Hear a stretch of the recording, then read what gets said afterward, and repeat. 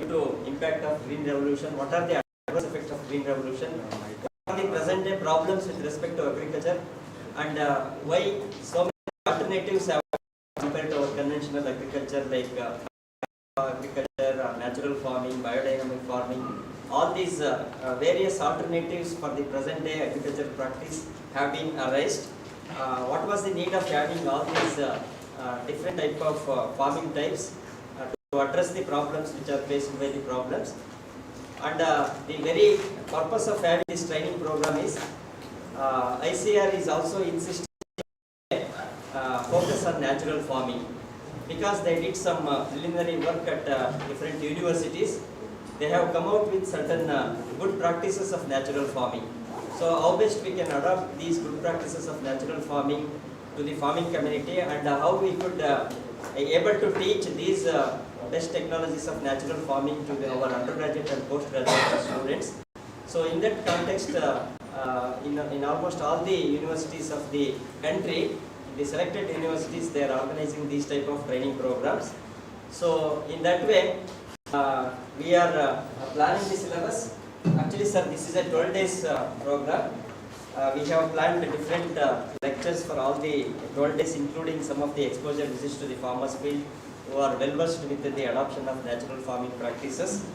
And our participants are from different states also, sir. Some of the participants are from Maharashtra. Some of them are from PJT SAU Hyderabad, and the other participants are from US Bangalore, USS Bagalkot, and US Rajur, and some scientists are also from US Dharwad. So they are all participating in this program. So I invite Dr. M.A. Shankar sir to deliver a lecture on footprints of green revolution impact on natural resources. First he will tell the footprints of green revolution impact on natural resources, and after he will also deliver a lecture on how exactly we could able to achieve the sustainable agricultural production by adopting the natural farming systems. So sir will deliver these two lectures for all of you. Sir is going to present the same through PowerPoint presentations. Sir, if at all, if any questions are there, I'll request the participants to raise the questions at the end of your presentation. No, then and there will solve it. Okay, sir. At the end means they will lose their interest. Okay. Okay, now I request Dr. M.A. Shankar sir to deliver a lecture. Thank you, sir.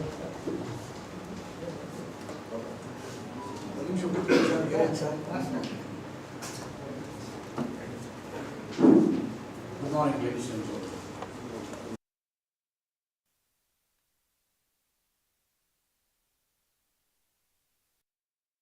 Because you are regularly habituated to teach the student, not to listen. Anyhow, I'm extremely thankful to this Vice Chancellor of this esteemed university for giving me this opportunity to address an important aspect of the science, especially natural resources management, that is nature farming.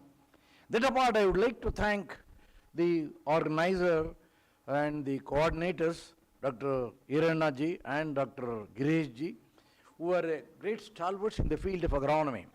That apart, I don't say that you are not the stalwarts in the field of agronomy. You were, you are, you will be the stalwarts in the field of agronomy. Agronomy is nothing but a son of many fathers. Agronomy is nothing but a son of many fathers.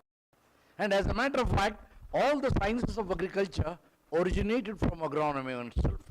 As a result, you differentiated yourself into different folds of your life. Different folds. Always there is enmity in life. Even sisters, brothers have quarreled. It is there in the Mahabharata, Ramayana, or any history if you take it. Indian history is the best history in the world to teach the life of existence and survival and the best quality to deal with it.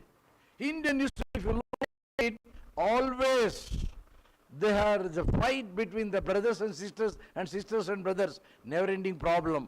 The same way, you have created your own science and scientific enmity from yourself, that saying that the ego-ness of the scientist. The ego-ness of the scientist, whether pathology is more or entomology is more, agronomy is there or soil science is more. But only I tell you one thing, if you worship soil, it will take care of you. That means to say, if man dies, he goes to the soil. If the soil dies, where to go? Soil is the mother of invention. You are not taking care. That's what is happening now. As a matter of fact, I rightly pointed out, the topic is natural farming. It is not up to you. I learn from you also at the age of 70. I would like to know more from you also what I can inculcate in my life, remaining life. I don't know whether I live tomorrow or day after tomorrow or another 2 years or 1 year. But I have to learn the basic principles of nurturing the nature that you have forgotten. You do all nonsense on the earth, but the mother earth do not tell anything to you, but she responds. She gives everything to you, but you say, what is that earth has given to you? The institution where you are working has given everything to you. It has taken care of your family. It has nursed your family, but you say the university has not done the work what I did, has not been recognized. The day will come to recognize, just like glowing sun. Surya from morning to evening it glows, but it asks nothing. It completes his life. I want the agronomist to be in the same fashion. Do your job. Do your job. And as a matter of fact, coming to the topic of discussion is that green revolution. What do you mean by green revolution? Green revolution is nothing but the feeding the hungry. We had in 1947, 1940, 45, 46, 47, we had a hunger. We had 497 grams of food for to eat. 490 grams. The population was about 30 crores. We are not able to feed our own population. As a result, the great stalwart in the field of wheat revolution, one of the father of the green revolution in the world is known as Norman Borlaug, who introduced the short wheat. On the contrary, the same wheats were given to us and another father was generated, is Swaminathan. There is no father actually in the natural resources. Many people have contributed. If you take the history of Hastinapura, finger millet was cultivated and stored in the earthen pots. That is the natural phenomena. 4,000 years back the finger millet was known to us. Even today, the grasses, we don't know many grasses. Do you know the teff? You have heard of teff? It's a small grain cereal in South Africa. It grows only in 10 to 15 millimeters of rainfall. Today, that is the best cereal in the world to avoid the diseases. We have imbibed ourselves by overeating many diseases. The same way, 475 to 490 grams of food was elevated to 1,500 grams by introduction of this green revolution. Green revolution is nothing but high yielding varieties. One of the benefits of green revolution was high yielding variety. What it did it? It sucked off the nutrients of the soil. The dwarf in nature. They sucked off the nutrients and in addition they were having high water requirement. I request the folded hand, any mistakes please stop me. Please correct me. I may go wrong also while in the week the moment I have covered 2 topics as given by my leader Irinaji. I have to cover the 2 topics is a job for me in 1.5 hours. So if I commit any mistakes, please correct me. You can add to me. So they were having 85% of the water required. There is no water in the world. There is no water in 2% water we estimate, but we don't have the estimate. Our statistics itself is wrong. Statistical data, collections itself, documentation of process throughout the world itself is wrong. Today we say that we have average milk consumption of 5 liters per day. Are we meeting the public demand? He says Karnataka is number 1 in milk. Are we getting 5 liters per people? You tell me, ask your heart. Asking question, Andhra Pradesh is number 2 in milk. Is the people getting 4.5 liters of milk from Andhra Pradesh? Punjab is getting 5.5 to 6 liters of milk per day per human being. That is the per capita calculation. Is Punjab people getting so much of milk? No. Somewhere there is a data. 2011 data we are comparing in 2025. This is a basic flaw. Basic flaw. That's why systematic accumulation of the data. See, for example, the meteorological observations, what we call, it is a bluff to the public what we are doing now, the climate change. It is irrelevant and irresponsible to say that meteorologically there is a climate change. It is a necessary evil which is affecting the nature. Some data you have collected, were you well in 300 years back? Just like saying the these bloody astrologers in the field, 650 years back, you can see in the WhatsApp, you are getting the benefit of planets. Earlier, our farmers were much well aware of the 27 stars we used to receive the rainfall. Ashwini, Bharani, Mrigashira. Even today, as agriculture graduate, you don't know which is the first ray which occurs in the rainfall. How many rainfall are essential for the productivity of agriculture? Can anyone tell me? No, you don't have. You don't have the data. But the farmer will tell you which data is better, which rainfall is better, whether Ashwini or Mrigashira or Aridra or Swati, but there are each, I didn't bring those data. If there is irrelevance, I thought it may not cover it here. Based on the rainfall data, what we have accumulated. And if you say that properly, the science of these stars is a science by itself in human being. And you name all the buildings and states on the foreigner's name. You don't name the streets on your own scientist's name. Have you seen any university using the Aryabhatta name? Have you seen? You say Mother Teresa. Why can't you put Aryabhatta name? Many forests, many people have originated from Shivamogga. Many times I have pinpointed. Why do you name the western names, I say? You have so many contributors in the Shivamogga region. Why can't you name your own scientists? Aryabhatta was responsible for giving the value to 0. And why I tell you the science prediction should not go wrong is that if you give a proper date of birth, time of birth and nakshatra, I can tell you exactly the correct date whether to have a male or female child. I can predict it. So was the science with the Indian astrology. Today we are missing because of the data accumulation is not proper. Ashwini, Mrigashira, Aridra, 27 stars. So there are so many stars are there, but irrelevance is 27 stars and 9 planets what we have. And we say, how do you get, see for example, our calculations are so perfect that can you divide 360 degree by all numbers? You have not seen. You have seen?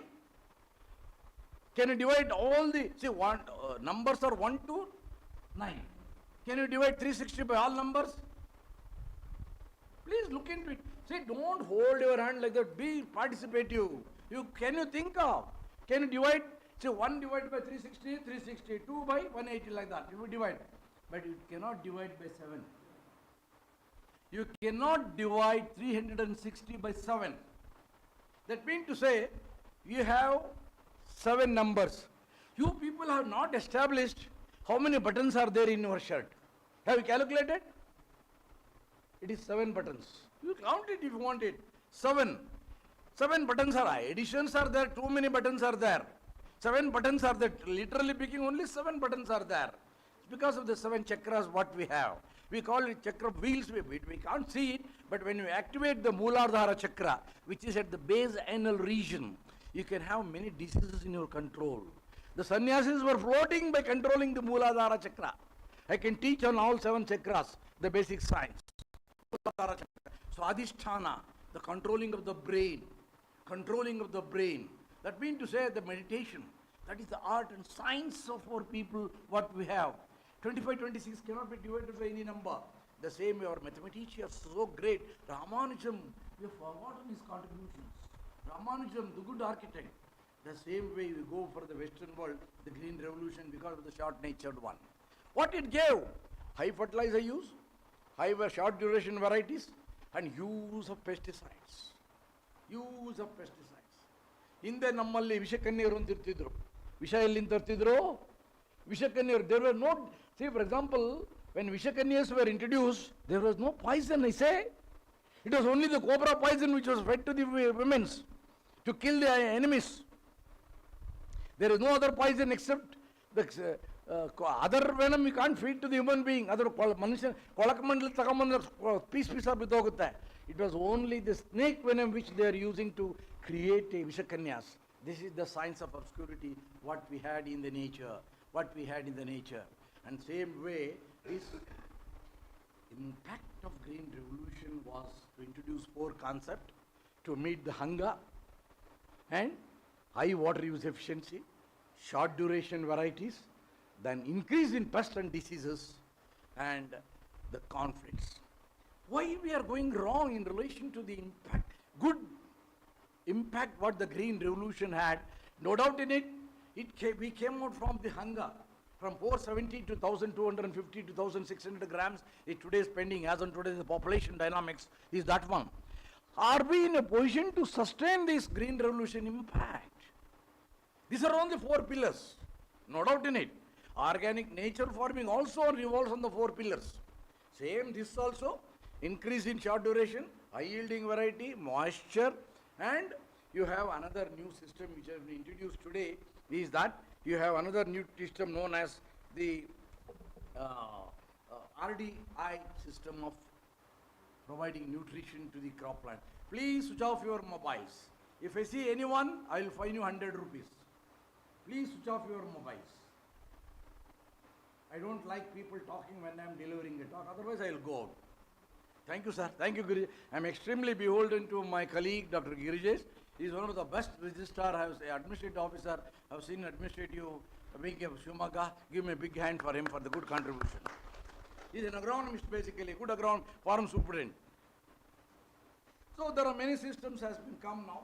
Then what is the impact of sustainability? These 4 pillars were there, no doubt in it. Increase in water resulted. We resulted in dispute. And what happened is that we lost the land races. The footprints of first systems where we lost the land races. We lost.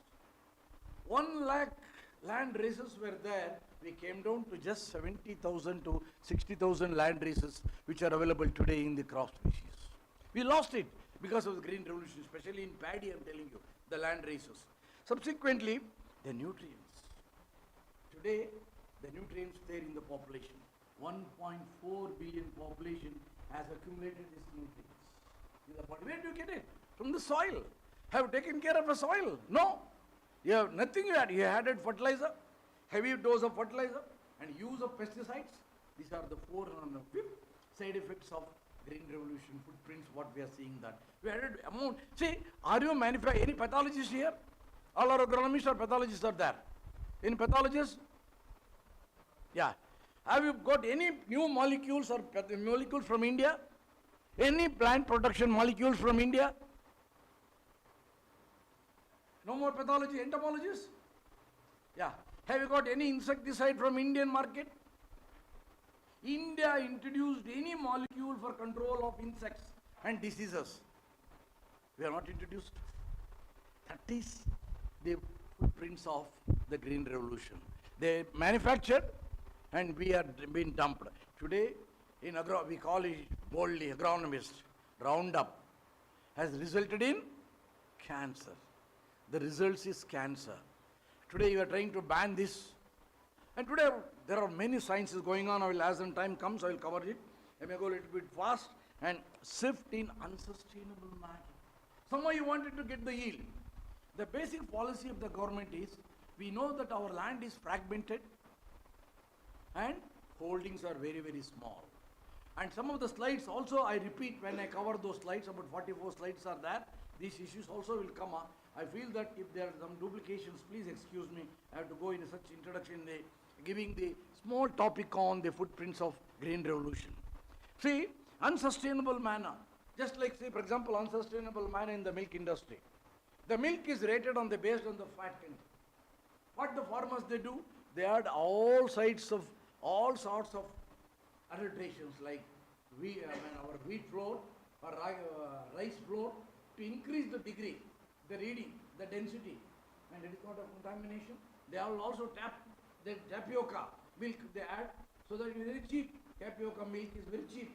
They add to the milk and getting polluted. See, for example, to increase the food production, milk production, they use oxytocin. See that the entire milk from the udder comes out. Is it not a pollution? Unsustainable way. The use of fertilizers, pesticides. See, for example, you say pathology. Sir, yourself, you are a pathologist. How does the Bordeaux mixture functions? What is the ethical mode of Bordeaux mixture? You know what is Bordeaux mixture? What is that? Lime and copper sulfate. Do you agree? How does it work?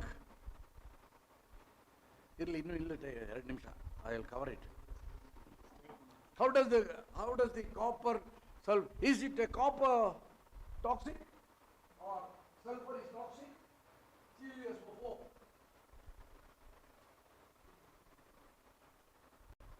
Plus CaO.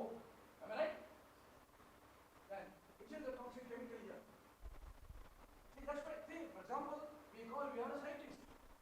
We have not understood the basic molecules and how to teach the farmers.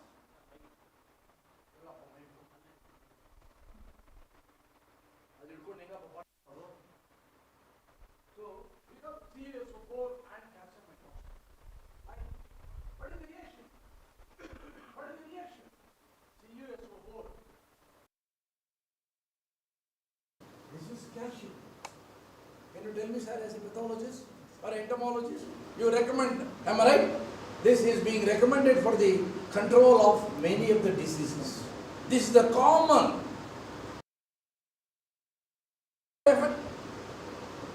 You don't know. But we use Bordeaux mixture. The man who invented it, many people don't know. Even I tell you, many teachers, professors, they don't go such details in teaching. That's why the teaching should be a very critical profession. This calcium is a cation or anion? It is a cation. It doesn't have anything. It is, when it's separated, the sulfur will combine with calcium, forms the calcium sulfate. Calcium sulfate is nothing but a plaster of Paris. Its solubility is very low. It precipitates. Whereas the ore oxygen, which is nascent in origin, is nascent in oxygen, that is toxic. What is the level of carbon oxygen you are taking inside the air today? What is the percentage of oxygen in the air? 20. Can you live in 20% oxygen? See, we ourselves, we are very much proud of saying that my BP is very high, my sugar is very high, which is a calculation of Western people. No BP so far has been calculated for Indian people. 120 by 80 is the Indian BP, you say it. All useless, rotten doctors. Bogus fellows. This BP is taken for the Western world. And we are in tropical world. Just like saying a proverb, we don't need vitamin D. But today we are forced to eat vitamin D because you have covered your body with full shades. This is not our culture. We have sufficient abundance of solar energy. If it falls on your body, automatically your body will prepare vitamin D, which is responsible for using Ca. Line, your bone density, we are decreasing. You use Swayamkruta Aparadha, you ಮಾಡ್ತಾರದು full shirt ಹಾಕೊಂಡು ಸ್ವಯಂಕೃತ ಅಪರಾಧ. ಮೂಳೆಗಳೆಲ್ಲ weak ಆಗ್ತವೆ. Shirt ಹಾಕೊಂಡ್ಬಿಟ್ಟು ನಾನು ಭಾಳ ಚೆನ್ನಾಗಿ ಕಾಣ್ತೀನಿ beautiful ಆಗಿ ಅಂತೇಳಿ full shirt ಹಾಕೊಳ್ಳೋದಲ್ಲ. Not to wear full shirts because we have to be exposed to the solar radiation. Same way, this copper sulfate, copper will get precipitated in the soil, as a result creates manganese and iron deficiency, which holds the iron and manganese in the soil surface. That's what it is happening in Arakanat garden in Shivamogga. Abundantly used. This nascent oxygen, which is very toxic to the microorganism, it gets killed. Nascent oxygen. And we should have between 23 to 25% oxygen in the air to live exactly. If you want to respire. If it exceeds 25 and 26, we feel yourself exhausted. If it comes down below 18%, you feel tired. That's why when you go to the Himalayan, they carry your camphor. Camphor oxidizes and releases oxygen. The same way, I am telling you, the Western world people introduced some of these chemicals which were not known to us, and they created a nuisance and toxicity in the nature, and as a result, we have a lot of issues to focus. Then, shifting unsustainable manner, then suicides started. Suicides started because of the Green Revolution, and most probably because of the debts. Small farmers.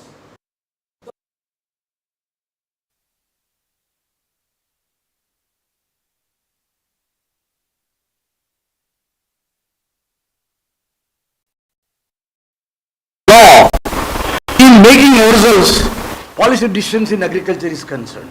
How to siphon off this 58% or 60% of the population which is dependent on agriculture as a main source. nutrients or the products, you get money.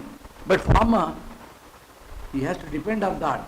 But no farmer today is dependent on only on agriculture. He has diversified activity. So there is a need for a new policy issues in relation to the sustainability of agriculture to be taken, and the food inflation started, and the lack of, specifically, the lack of crop rotation. Monocropping. Even today, see, for example, the Green Revolution impact is that who introduced the PDS system and also the use of minimum support price to the crops? Because of Haryana, Punjab and those people who are there common there. Because of those people interest, they introduced this minimum support price. Today we are facing the problem. And we are for scientific pricing, but no one wants to have scientific pricing. So this PDS system, coupled with the use of minimum support price, has resulted chaos in the farmer, chaos in the problem. Problems aggravated in, especially for Punjab they produce. Today, the water table has gone down, pollution has created. One train comes from Punjab to Delhi every year. It is called as cancerous train. The same way, many side effects are created in this green revolution, and that apart, the birds are get polluted, the animals get polluted, and use of high level of using of antibiotics, streptomycin, streptococci, all those things have resulted in the pollution of milk, because they enhance the milk productivity in animal sector. This is one of the impact of green revolution, and overuse of fertilizers. Overuse of fertilizers. Today, the government of India is introducing 1,79,099 crores for fertilizer subsidy. That is your money. 1,79,099 crore rupees for fertilizer subsidy which the farmers are getting. They say government is not giving anything. Without subsidy, you can't sell the price, fertilizers. Think of 1 crore 79 lakhs 009 rupees for fertilizer subsidy. How much if a farmer buys one bag of urea? How much subsidy it goes? Calculate yourself. You say nothing. Oh, ellaru heltare kanbuchkondu politicians alla which are not. So who is paying that? You are paying. The fertilizer subsidy, the farmers are getting the. No one accounts for it. Fertilizer, what we are giving, they say you have not done anything to the fertilizer. Of course, we are not giving scientific pricing. If we give a scientific pricing, we can remove aspects of minimum support price. And 85% of the what groundwater we are using or rail water irrigation we are using can be minimized. That apart, we can see the data from 2013 to 14. In spite of variation in temperature, the food production and rainfall, the food production has remained almost stagnant. I mean, the little bit improvement is there. Especially in 2020, 21, 22, there is a percent increase of 109 to 111% increase in the food production. This is not only due to the production, but also the techniques adopted by the farming community and the interventions. We don't want to pad the contribution of agriculture scientists in enhancing the productivity. You say that only rice and wheat. Others, see for example, southern states where the contribution of red gram, 80% the red gram is from southern states. 70% of the green gram and 75% of the urd dal is from, and also chana, that is Bengal gram is also from southern states, especially Maharashtra, Karnataka, Andhra Pradesh, Tamil Nadu, Orissa, all these places, as parts of Orissa are contributing enormous amount of pulses for the food grain baskets. That's why, and also the horticulture crops. Especially the Karnataka is number one in the entire India, where it contributes to the tune of 60 to 65% of the domestic production in the horticulture sector has contributed immensely for the food board. Horticulture is separate, but here only agriculture I am telling you. On the other side, we try to know that 60 to 70% of the residues, crop residues, you use it as an animal fodder. But this animal fodder is also having a lot of diversified uses and creating a fodder shortage, and the fodder non-availability is there. Animals are overgrazing it and resulting in the soil nutrient loss. Nutrient deficiencies have occurred. All these are happened because of the oil production has dropped because of the green revolution impact. That's why they have introduced the system of one district, one crop. has been introduced. I'll tell you the various schemes also. While sum up why this has posted now. This is the impact of green revolution. Where exactly go? See, for example, Korean when introduced the red gram. That's why any policies in agriculture to be introduced plays a pivotal role of three people. There are three pillars. One is political will, administrative skill, management strategies. See, we can produce you cannot produce the amount of food required for the human being, but you can produce the ammunition what you wanted.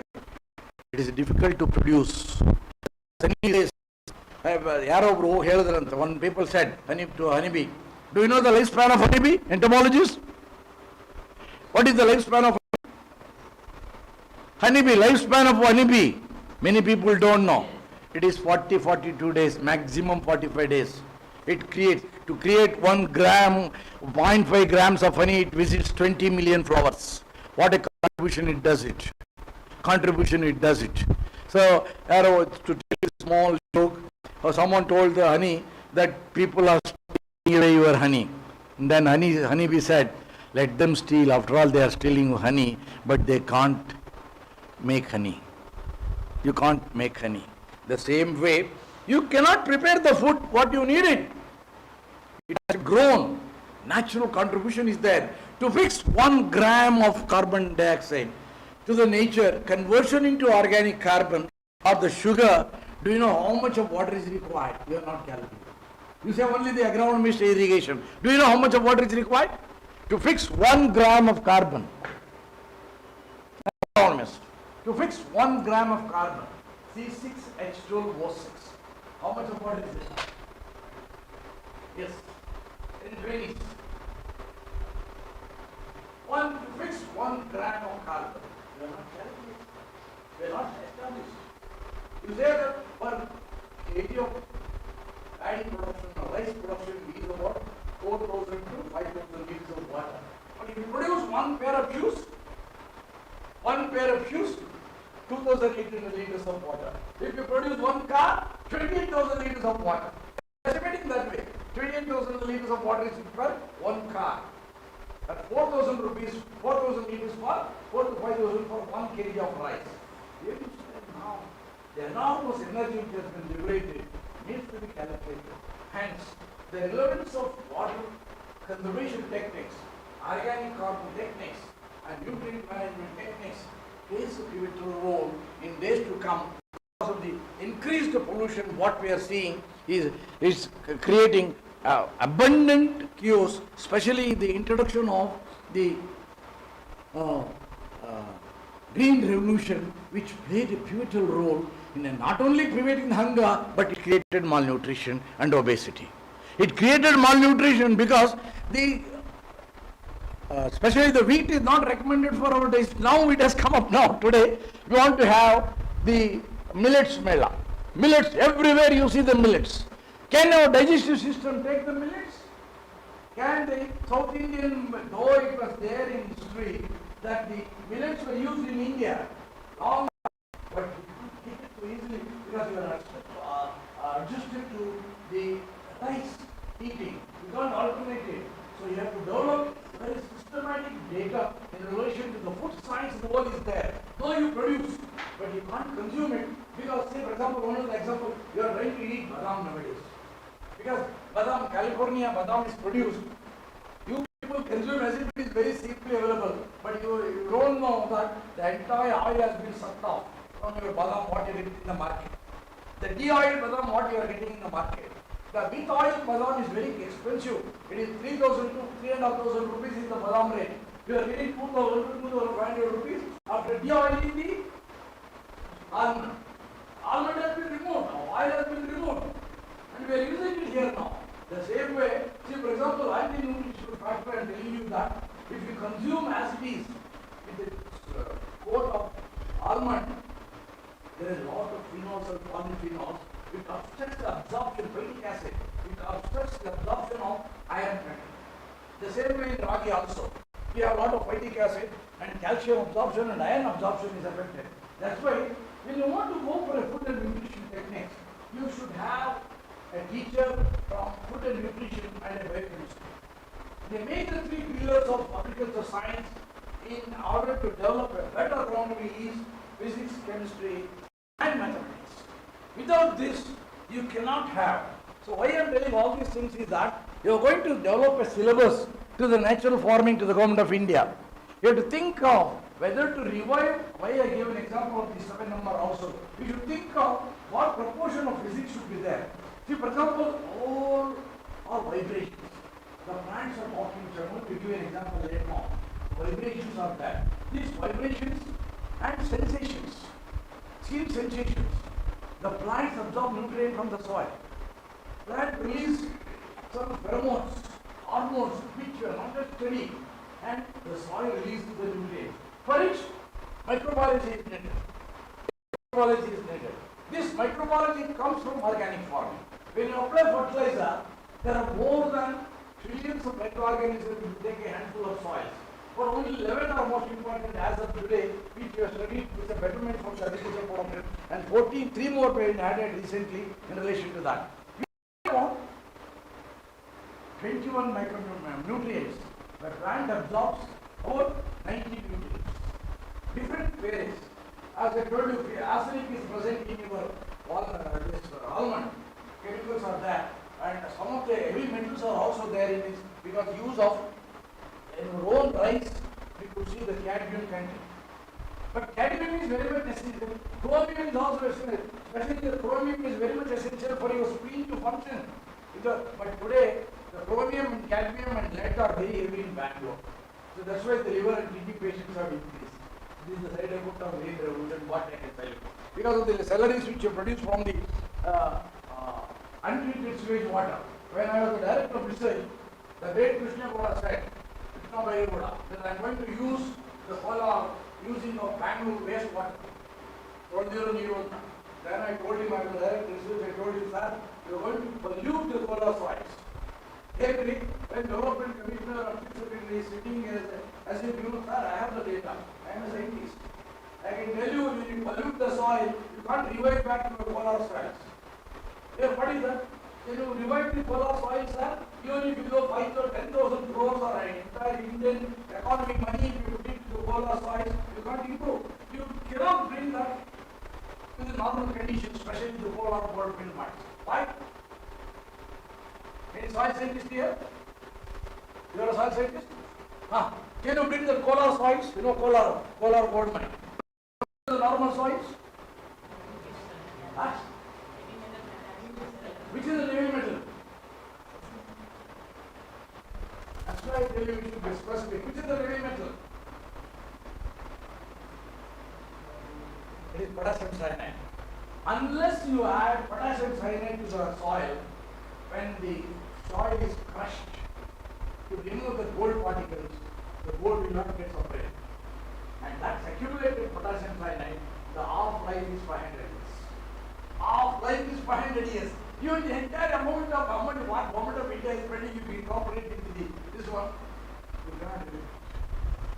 The same way I can tell you, wherever the mines are there, the drier zones are there. If you go to Chitradurga, copper mining. If you go to Mysore, manganese mining. All these mining areas, though we feel that they are essential, but they are polluting the soils. I can give you many more examples like this. So the impact of green revolution, though it is having a beneficial effect, it too had impacts on the human being, also on the natural resources. Thus, what we want to tell you is that, will you sustain this production by longer term by using the green revolution technology? Is a question to us. Because soil is the mother of invention and mother of all activities to us. As I told you, if a man dies, he goes to soil. If the soil dies, where to grow? Under such circumstances, what is the, many people have defined, and today's course is that natural farming. What exactly you mean by natural farming? See, one side, we want to enhance the, just by managing spacing, irrigation and nutrient management, you can alter the productivity. But we have failed to reach the farming community. As a director of research, I tell you, to carry a spacing of 6 feet in sugarcane, it took 40 years. 40 years. In mulberry cultivation, To change from 90 centimeter to 150 centimeter, it took 7 years. The same way, spacing, nutrient management, and the climatic adversities will play a critical role. Even today, we don't know, for example, mango. Mango weighs so heavily that only 0.03% of the flowering bears the fruit. What are the reasons? Whether the mango by default is natural fruit, mango, or for example, almost all horticultural crops are basically devoid of fertilizer, we can call farming. But now, consequent to the economic importance you apply, say for example, walnut is basically a zero budget crop. It grows in Himalayas, walnut, cashew. Then your cashew nut, they don't apply any fertilizer, cashew.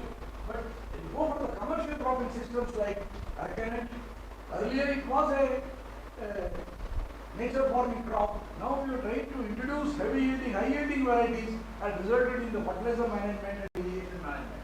Now recently, one of the startups has come out with an excellent approach of growing the RDI system of irrigation. RDI system of irrigation, that is micro level irrigation. It is a small tube covered with the micro perforations. And by this, using these micro perforations, we can, it will be buried in the soil and we can save only by using 50% of the water, we can grow the crop and double the yield of crops, and it's a friendly and nature friendly system of agriculture production system, and the drip irrigation is called as RDA system. This is basically involving crop physiology and biochemistry. Roots, what they do is they sensitize the roots when they emit some of the pheromones and hormones.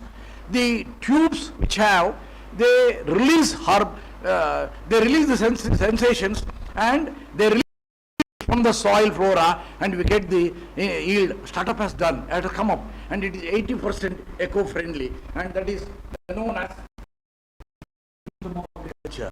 It is catching up in America. It's catching up in United States. Startup has done grow stream cultivation. Now, I tell you further, in new innovations of agriculture in a green revolution system, capturing the carbon dioxide and preparing the protein required. Oxygen from the air, they suck the carbon dioxide, then prepare the protein molecules by using the microbes and enhance the product. Now it is already in Singapore, they are using proteins from the air. They are preparing the protein from the air. And the third one is harvesting the moisture from the air. Harvesting the moisture from the air itself in the arid zones where we are. And what will be the impact of the gravitation? We have to study that one. With this, the effect of green revolution is much more felt in relation to soil nutrients, depletion of yield, use of pesticides, and especially in relation to the water requirement. We have lost a lot of water in relation to the green revolution, introduction of high yielding varieties, and we need to go for conserving this activity, for which we think that to enhance the quality of life, we should think of alternative system of agriculture that is going in for the natural system of agriculture which was existing in nature for us. Will it sustain the feeding hungry people in India is a question to us. Will it feed that? See, for example, the vibrations which are created. See, for example, we have a lot of science in obscurity. You know that, sorry if any other religions are there, you should not mistake me, that in Hindu temples, almost all the stones, goddesses stones, Manisha Inge Andre, Kallu Nelmel Pididere Adon Oditane. They kick the stones, but when they carve it and chisel it, when they keep it in the inside a temple, they go and cry before the God, oh God, I want this one and that. This is the nature. You go and pray your own stone. The same way, these goddesses are made of one stone is called a basalt stone or Krishna Shile. In Kannada we call it as Krishna Shile. It is the hardest stone in the rocky system of geology. It is having a vibration in such a way that if you give a vibration, it sends back the vibration. It sends back the vibration. It sends back the vibration. The same way, natural system of cultivation is such that what all you send the waves and vibrations, it sends back the vibrations to you in a befitting way. That means to say, if good environment, it gives a good environment to you. The same way, so with this, the green revolution impacts are many more, especially in water fields. Thousands of acres have been lost because of over irrigation and over pesticide dose. And though it has introduced the farm mechanization in the area of farm mechanization, soil solidification has taken place. Soil solidification. Nutrient dynamics, much more I can speak on that, especially on the farm mechanization, has created a havoc in the green revolution system. So with this, we feel that there is need to go for organic farming and natural farming or zero budget farming. What are the basic differences in these systems, and let us dissect and know where exactly we stand in relation to the aspects of today's discussion. So with this, I have any questions on green revolution? I have not covered some more on the insecticide, which I wanted to reduce it. So with this, impact of green revolution, soil health, soil productivity, biodiversity lost, I have touched upon. I have touched upon the biodiversity, human and animal health, use of this one, then environment and social aspects are touched. Social conflicts have started because of this one, and economic status have been resulted in very, very badly. You can see the problems of modern farming is that what we have, the climate change reality, reduced organic matter, decline in soil health, disease and pests, human and animal health, and labor and market. Especially the labor market is very, very problematic today. We don't have the labor market. Labor is very tough. In the rural area, if you go, there is no labor at all. No labor at all. Harvesting a coconut is becoming a tough job. This climate change, whether it is a permanent or temporary, we don't know. Still, we have to wait and see how the climate change is going to behave in the near future to come. These are the problem. And nature-friendly farming. Now is the time for nature-friendly farming to become mainstream unless we urgently transition to a farming system that produces sustainable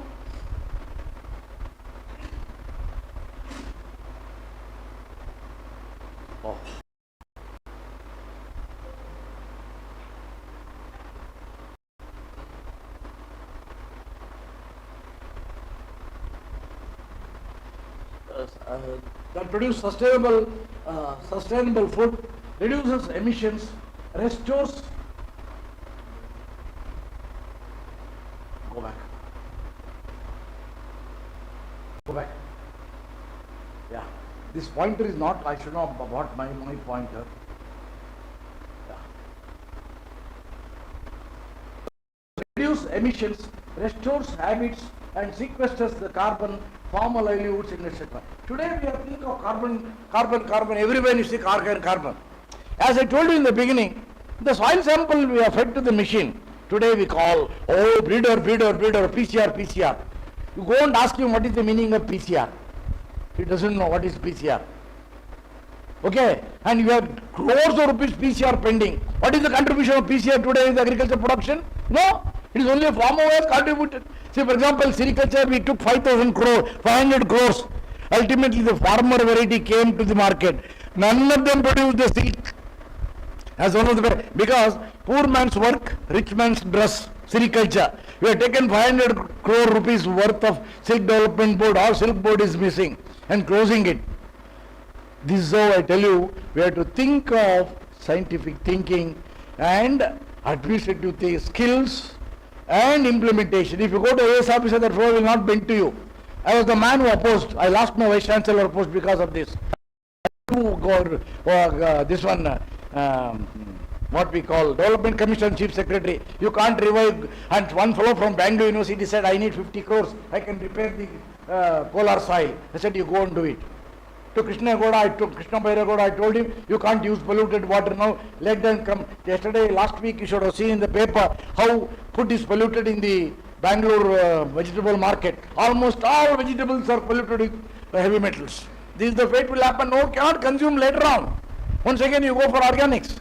The same way, the carbon footprints, the amount of carbon, see, soil scientists also play a pivotal role. And they think that they are the great. On one side, Agronomy says spacing is good, he thinks he is better. Entomologist says only two types of medicines are there. One is contact, another is stomach poisoning. Am I right? Entomologist? Only two types. What is there, man, is systematic, all those things. Only one is contact, another is stomach poisoning. It may be neurotoxin or other toxins. Only except two, there is nothing else. You say I am great. My entomologist says I am great. Where do you stand? Where the farmer stands? See, for example, the amount of organic carbon estimation, the soil sample is used as only 0.5 gram. 0.5 gram. Am I right? Amount of soil, you don't know many. How much of soil is fed to the knowing the organic carbon. So do you know? By knowing this? By knowing this? Only 0.5 gram. 1 hectare area or 1 acre area it will represent organic carbon. In the Mughal period, organic carbon was 3%. Then what happened to the carbon now? We are exhausted. You remove from the soil. Organic carbon is not, see, it is nothing. Organic carbon is adding format menu, nothing. No. Organic carbon, adding an organic carbon, carbon accumulation has a different story by itself. You have to cool it. You have to cool. You don't apply the oil to the soil, but the oil to some other place. Am I right? In the evening, everyone applies oil, but they don't apply oil to the soil, your own head. Am I right? See, I tell you one thing. 72,000 nerves are connected in one place in your body. Which is the biggest part of our body? Head. Biggest body is head. Biggest part of the body. Sir, I can't hear. Liver, head, then kidney, or the intestine. Sorry, please. Anyone else? Skin. Exactly. I am really thankful. Skin is the biggest body. You don't care of your skin. You don't apply oil to the skin at all. How do you feel that the skin will improve? All diseases when they come, it's difficult to prove the disease. Same way, the calculations and the data what we use should be specific. 0.5 gram, you say organic carbon. Someone from Western world he says organic carbon. Even no one has organic carbon, or no one has seen nitrogen, or no one has seen any other gases. Oxygen is not enough. Or we believe that it is a fake. Just like saying you call Matra Devo Bhava. Do you know what is the Matra Devo Bhava cake? Yes. Can anyone see? That's what I tell you. Hindu culture is the first culture before going for nature farming. Why Matra Devo Bhava? Why not Pitra Deva Bhava? If Pitra Deva is a contributor for the gene, why Matra Deva Bhava?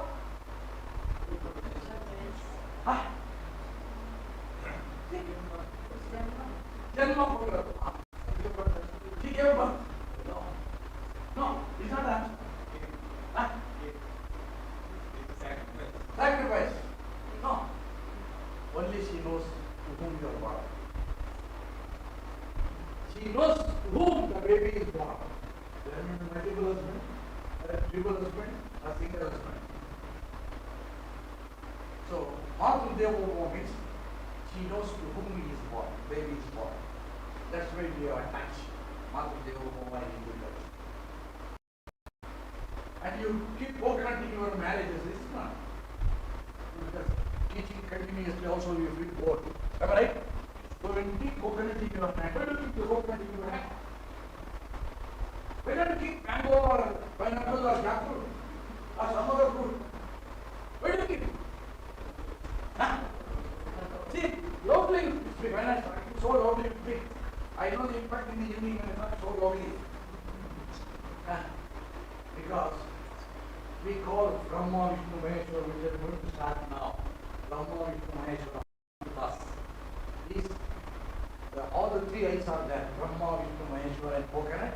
And we can't keep bringing the Lord around to get there. And Noor Karna, all the three eyed fruit is only this one.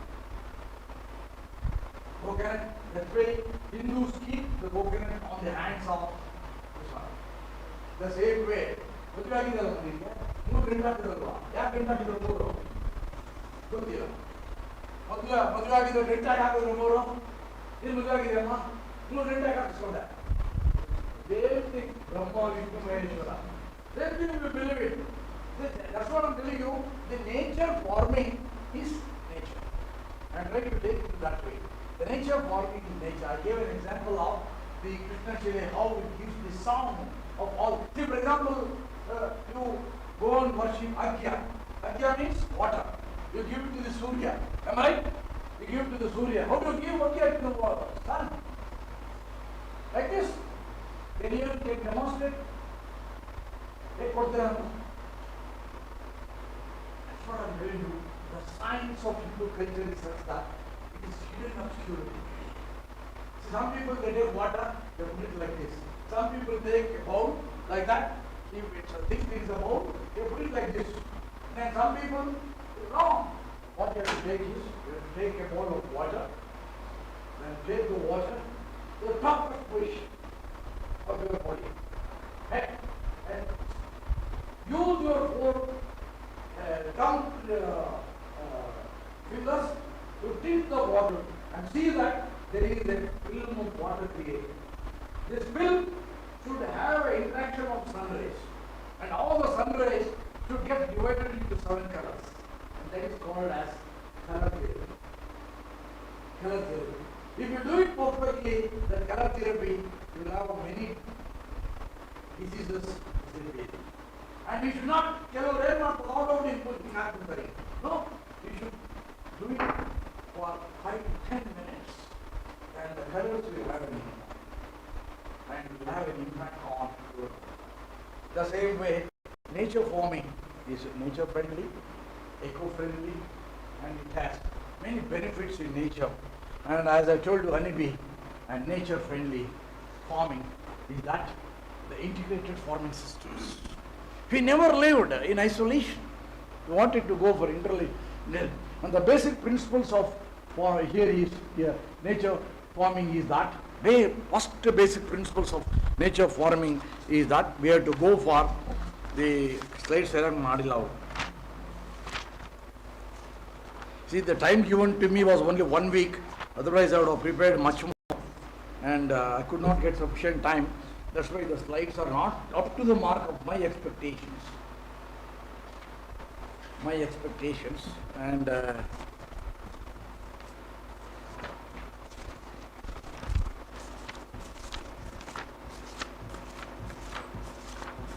I have studied a lot before coming here to answer you some of the questions.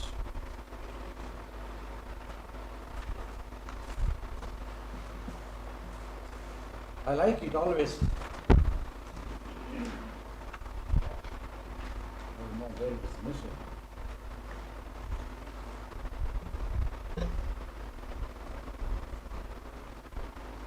I have summed up in the last para. It will come once again when I go to the last para. I will detail in that. There are 4 pillars of green organic farming, which I have to go for that. Then the same way, the Christian farming, then biodynamic farming, and benefits of agroforestry. We never go against these principles. These are the basic principles of natural farming. Then challenges is feeding growing population. Will this nature farming feed the growing population? See the begging bowls and how the climate change is going to have it. So for example, as the world population continues to grow, the demand for food is going to increase. No, it is wrong. It won't increase. The amount of food pollution what you are creating in body is very, very bad. Obese. Some of them are obese. Even if we eat once, it's more than sufficient. We are eating 3 times, 4 times. Coffee and tea consuming more. The milk is heavy consumption. And you have to have the level. See, for example, at the age of 70, do you know my habits? I take only 2 minutes. Morning, after the moment. After 5 o'clock, nothing I take. Even milk I will not touch. No, fruits also will not touch. And they have to taste money. You say that acidity will come, nonsense will come. No. And Monday is full fasting. Morning 24, 42, 36, 42 hours. Morning to next day morning, you go fasting. You will improve. You will not go to doctor. I will assure you. You will not go to doctor. But you don't do what? Fasting and put on another kg apple, on another kg grapes, on another kilo vodka and another kilo badam, you have to go to doctor. Don't drink anything. Leave it fast. Now recently it has come up in the science that intermittent fasting is better for the type 2 diabetes. Why is the type 2 diabetes is coming? Because of your insulin resistance. You have insulin production, but you have to have a messenger to carry the insulin to the body to inside. That is missing. That's why to create a harmonious function, you don't stress your body. Say 50% of your body is your both the legs, blood, nervous system. I told you 72 types of nervous system, 72,000 nadis are there. It's the gift from your mother. Is your umbilical cord. You apply 7 drops of oil per week, 3 weeks a day. You will not go to doctor in your life. Your eye problem will disappear. Your burning problem will appear here. You apply 7 drops of oil and sleep. Don't do any other work. Any oil, whichever you want. Either coconut oil or a castor oil or your eel oil. Apply only 7 drops. Don't use excess. You will not go to doctor at all. Castor oil is the best one when compared to all these aspects. No, but traditional practice can be unsustainable to lead to environmental degradation. On the contrary, you can take all the slides. You can take it down. You can have the slides. Or you give me your email, I'll post it to your emails. Don't worry. It's all yours only. It's not mine. I am only a beggar. I have to start from you. I am learning from you people how to be silenced. Then climate change, still it is in infancy. We don't know how the climate change behaves. We don't know how the oxygen, carbon dioxide concentrations are behaving. We are just impacts, and we have yet to then what is sustainable? What do you mean by sustainable? Sustainable is not a single factor. It depends. Each family is a sustainable factor needs to be worked out. If there are 6 crore population or 1 crore, 140 crore population, there is 1 crore 40,000, 140 crore sustainable parameters are there. It is not equal among, but we are trying to draw a commonality that it is common to all. That's what we are trying to air now here. So sustainable differs from family to family, place to place, origin to origin. See, for example, wheat is not required for us. They are bouncing the wheat because there is no market. South India should wheat because we don't have the gluten digestibility in South India, and we are eating chapati and trying to have the gluten problem. See, for example, we don't want to consume milk. The best milk is goat milk. You don't drink the goat milk because of the stinking nature. The feeding habits of goat also is different. How does the goat and sheep feed? Any veterinarian here? How does the goat and sheep feed? Stall feeding. Goat raises his head. Feed on the, yes, somewhat true. See, sheep grazes, takes the soil, but goat lips. Only lips are. Which is the toughest body in your part in your body? Toughest part in your body. Tongue is the exile. Really, I am proud of you, sir. Tongue is the toughest organ in your body. Not so soft, but very toughest. Muscle. Toughest muscle. Toughest muscle is tongue. In the same way, although these developments have made many positive effects and reduced any risk of farming, they also come with significant costs, including topsoil depletion, groundwater contamination, greenhouse gas emissions, among others. Consequently, a growing movement for sustainable agriculture questions the necessity of these high costs and offer innovative alternatives. The movement of generating increasing support for acceptance within our food production systems. So, economic profitability, environmental health, and see, for example, social and economic equity. This is the burrowing problem where we have. This is the very ticklish problem where we have. Very ticklish problem. 3 basic goals of sustainability. It is very difficult to meet in agriculture. See, for example, if you take a vehicle manufacturing or any other parts, we can get this, but not in agriculture. It differs from place to place. See, for example, when I told the Mandya people once that when I was the chief scientist, go for converting the ethanol product by using sugarcane, the local politicians were hesitant to go for ethanol production. Now, see, for example, Shivamogga people are told many times, so much of bamboo is available in Shivamogga area, go for ethanol production and lot of biomass is available, they don't want to take it. See, such is the system, you don't want to have it. So much of bamboo is there in this area and green mass. Ethanol production will be very cheapest here in this area, in mountain area, in Coorg and Shivamogga area. The same way, this is the major problem. Sustainable agriculture, agroecology, regeneration agriculture, organic farming, natural farming, etc. are most common terms used to describe various sustainable agriculture. As you go deeper and deeper, you are going to have it. Now, what is the basic aim of this sustainable? One side, the green revolution is only hungry nutrition, but here we need satisfy human food and fiber needs, then enhance environmental quality and promote healthy biodiversity, and then manage natural resources likely. Natural resources. See, for example, who introduced your water treatment plants, your RO plants? We never used to it. Just like I gave an example of vitamin D, we are calling it the food plot. Who introduced this? Very thorough, special people, they introduced, we used to drink any railway station paying our hands. Today we can't drink water because our stomachs are so sensitive. We have to go for ROs, the bottles are entering with us. Who introduced this? Special people, we have the market for their industry. That's what I'm telling, industry and agriculture, they fight always. Then we don't get minerals at all. The deep mineral water you are drinking. That's why we need to drink water. We are getting deep mineral water from your RO machines. We are not getting the minerals at all. Your body is getting deep mineral and we are saying that we use extra minerals. This is the water has created a health resource to you. Vitamin D and magnesium is very much magnesium. Magnesium is very much essential for your myocardial maintenance, that is heart maintenance. If the magnesium is not there, your heartbeat rhythms will be very defective. The same way, magnesium is defective. That's why the role of industries and the natural resources. Natural resources. See, don't drink hot water is the best one. See, in our olden days, we used to keep the water in copper vessels.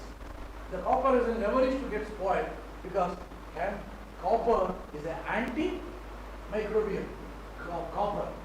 See, the technology we are doing in India is so great that if you go to anybody from Maharashtra, they have visited Kolhapur, Devi temple, have seen the temple Devi there. What is that? Silver, copper, and another is alloy. All the three are united and Devi idol has been made. How did they join this? Three metals, 320 points. There is no scar at all, no welding at all. All have been structured. It is there in Kolhapur. Kolhapur Maharashtra temple, it is there 3 metals. One Hittale, silver, copper. All the 3 metals. The head is made up of silver, the body is made up of copper, and the footprints are made of what we call another brass. All the 3. How did we join this? Our Indians had a skill. See, that's what I'm telling you. The examples I'm giving you. Make the most efficient and non-renewable resources and on-farm resources. Non-renewable, so much of non-renewable resources are there. You can use this, then integrate natural biological cycles of control, then sustain economic viability of farm operations, increase in farm income. That's the most important for all of us we are trying. Then these are all the types of farming which I told you. See, for example, what way organic farming produces. See, for example, in India, organic farming is there in about sir, ನಮ್ಮ course teacher ಬಂದ್ರ sir? Time ಎಷ್ಟು ಕೇಳಬೇಕು ಅವರಿಗೆ. How much time is there?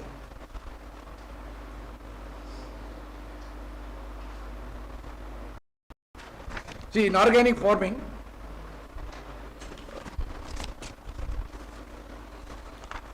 had they given me one more week, I would have much more mastered, but the time was not sufficient for me.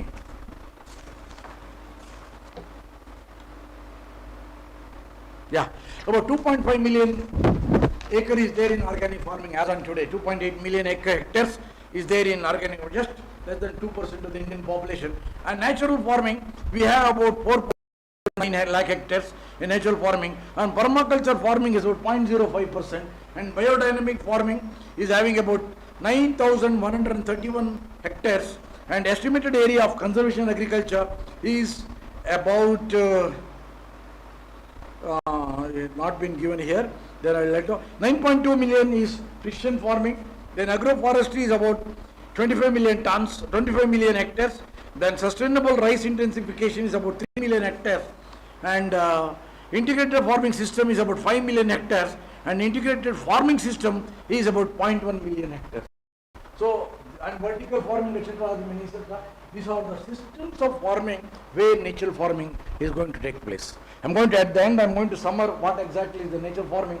Organic farming prohibits use of synthetics, maintains organic matter levels, encourages biological activity, using relatively insoluble nutrients, effective recycling of organic materials, livestock manures, crop residues, etc., weed and disease and pest management. See, some of the weeds and pest management or botanicals can be used. Even today it's coming up. Do you know the head gloves? See, you have the head gloves, no? Or any insecticides, leptospirants can be controlled by using sitapple seeds. Soak the sitapple seeds, custard apple seeds, soak it, then 50 grams, then spray it for 1 gunta, automatically leptospirants will, but you have to go for 3 sprays when you go for organic. Sitapple, make a paste of sitapple seeds, apply to your head and your dandruff will go. Dandruff will go and head gloves will go disappear within no day. And if you have animals have a problem, if you have that head gloves and animal bothering, you prepare a sitapple paste, then smear it on the tail, that will go. So many techniques of sitapple leaves, seeds, way. The same way botanicals are being used. I can teach another 1 hour if you want on botanicals and animal health management. The same way we have a lot of resources, the same way weeds also can be managed. Today the diversification, see for example weeds are the real medicinal value. See for example Tradox procurements, just like it's a very good weed. If you have any wounds, if you apply to the wound will heal by itself. There is no tetanus required.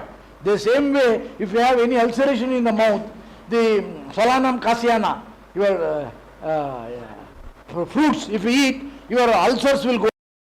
Like that, weeds are many. See, for example, even today, in spite of increasing the medical facilities, there is no medical for Phyllanthus neruri. There is no substitute for Phyllanthus neruri. Ground for jaundice, ground amla. It is for jaundice. The leaves are prepared and juice is made for jaundice disease. That is the only substitute. Same way we are trying to introduce the herbicides and killing these, then conservation of wildlife and natural habitats. See, for example, if you go to nomads, you should go to nomads. They have different techniques and acoustics. Acoustics means sounds. They have how to attract the insects, birds, and how to give it. There is a I have seen in Valleval area, there when nomads tribes are there. They are called Coligas. Coligas, they footprints of snakes, they will tell you which type of snake has gone in. Snake. The same way they have for insects, animals, wild animals, how to keep them away, also the technology is and then conservation of wildlife and use of wildlife for their product. Now recently you can see in the TV, a lot of work is going on Puli all nonsense. The same way, the natural farming includes Subhash Palekar. This gentleman has come from Maharashtra, has created another havoc for us. I don't know how we are going to meet this problem. Single cow, 1 hectare he can provide nutrients. It's all bogus. We should not try to fool the farmers, because one side we say economic, another side we hear productivity, another side we call it nutrient. These are, that's why I tell you, political will and management strategies. They play a pivotal role. So these people are trying to play with us, and how we can go with this. Say for example, termed as a do nothing farming. And in Japan, but the Indian population, if you apply natural farming, every fellow will be hungry. And I don't want you to have so much of hungriness and keep your stomach empty. Take all your slides. These slides will be self-effective. Sir, time is sir? Oh, 10 minutes. Even the slides, I will go first then. They are stimulating botanical extracts and polycropping. Is the need? Then permaculture, these are the examples I have given you. Then dynamic farmings are there. Use of biotic preparations, approaches to pest and disease, and holistic approach. Then ecosystem approach, especially conservation agriculture. The minimum mechanical disturbance, it is not all possible in India. Minimum mechanical is not at all possible because of the nature of crust, SSQ oxides. I can go very deep, but the time is not there. Permanent maintenance of soil mulch. Is it possible when you have so much of population? We don't have mulch to prevent. Nowadays, say for example, one fellow when I was there, I had been to ICR evaluation committee. He said, "I'm using newspaper." Nonsense, you fellow, I told him. Because newspaper is having a lot of lead. Are you not contaminating lead to the soil? Earlier we used to, I don't paint my body with any lead content. The moment you use your all coatings for your hair, you use lead. Invariably lead is necessary. Otherwise you will not get the black hairs. Lead is the basic core. So you get percolated and nervous systems will problem. The same way, permanent maintenance of soil, then precision farming, use of uniform information technology. As I told you, information technology. The roots have a special techniques. They emit radiation. Roots. Then the whole lot of volatiles are coming out. They release sensory organs and sensory tubes will release nutrients. There is a saving of 80% of the natural resources by using these grow techniques. The same way, site-specific nutrient, SSNM, they will not work because we don't. See, for example, soil scientists are here, no? How many are there? 3 are there, I think, soil scientists. Can you tell me a single table soil test, if I give you, is suitable for this crop? No. Just you say high, medium, low. Low, medium, high, etc. But I cannot say that this crop can be grown, this cannot be grown. We don't know how they behave. Only we say nitrogen is high, or nitrogen is medium, or low. But you have not developed crop-specific nutrient requirement tables. Still, all the agriculture universities, I tell you, have they developed crop-specific, nutrient-specific tables based on the soil tests? Tell me, no, frankly we discuss, it's a discussion. The scheme, Mama, how many years you want? How many years you want? You know the nutrient content, you know the nutrient uptake of paddy or sugarcane or etc. Say for example, if you take nutrient content of 0.3% of sugarcane, 100 tons, is about 350 kg of nitrogen is required. What is the cycling requirement of nitrogen? So total soil balance, at about 1200 kg of nitrogen is required to balance the sugarcane crop alone. Have done such systems? No. Just we say low, medium, high.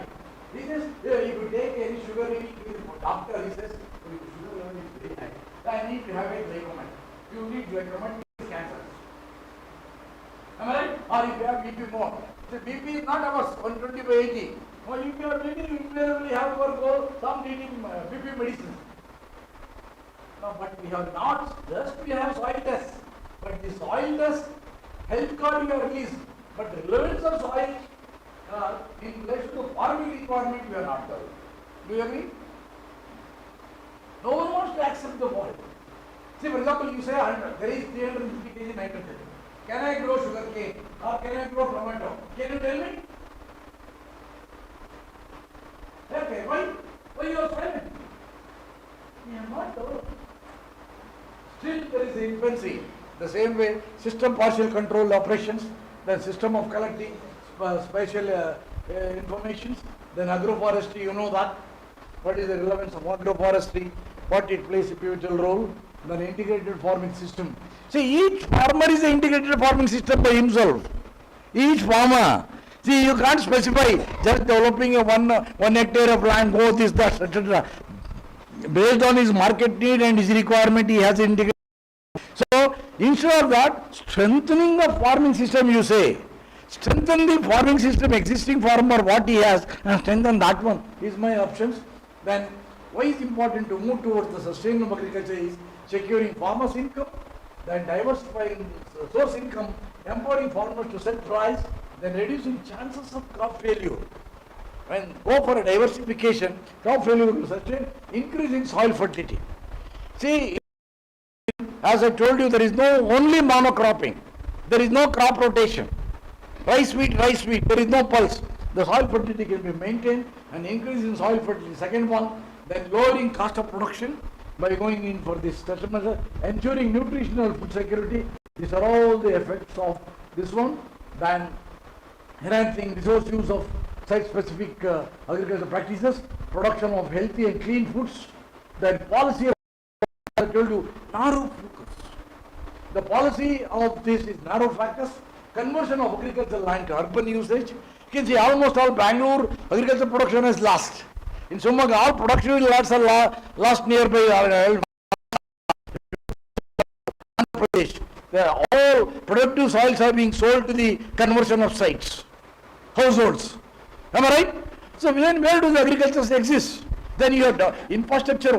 If you go and see the Mysore, the irrigation facilities what they have developed in Mysore is all becoming defunct. It's a waste. Waste. The same way, see, conversion of agriculture, prioritization of overall food sufficiency. I tell you, these alternative food systems will come down.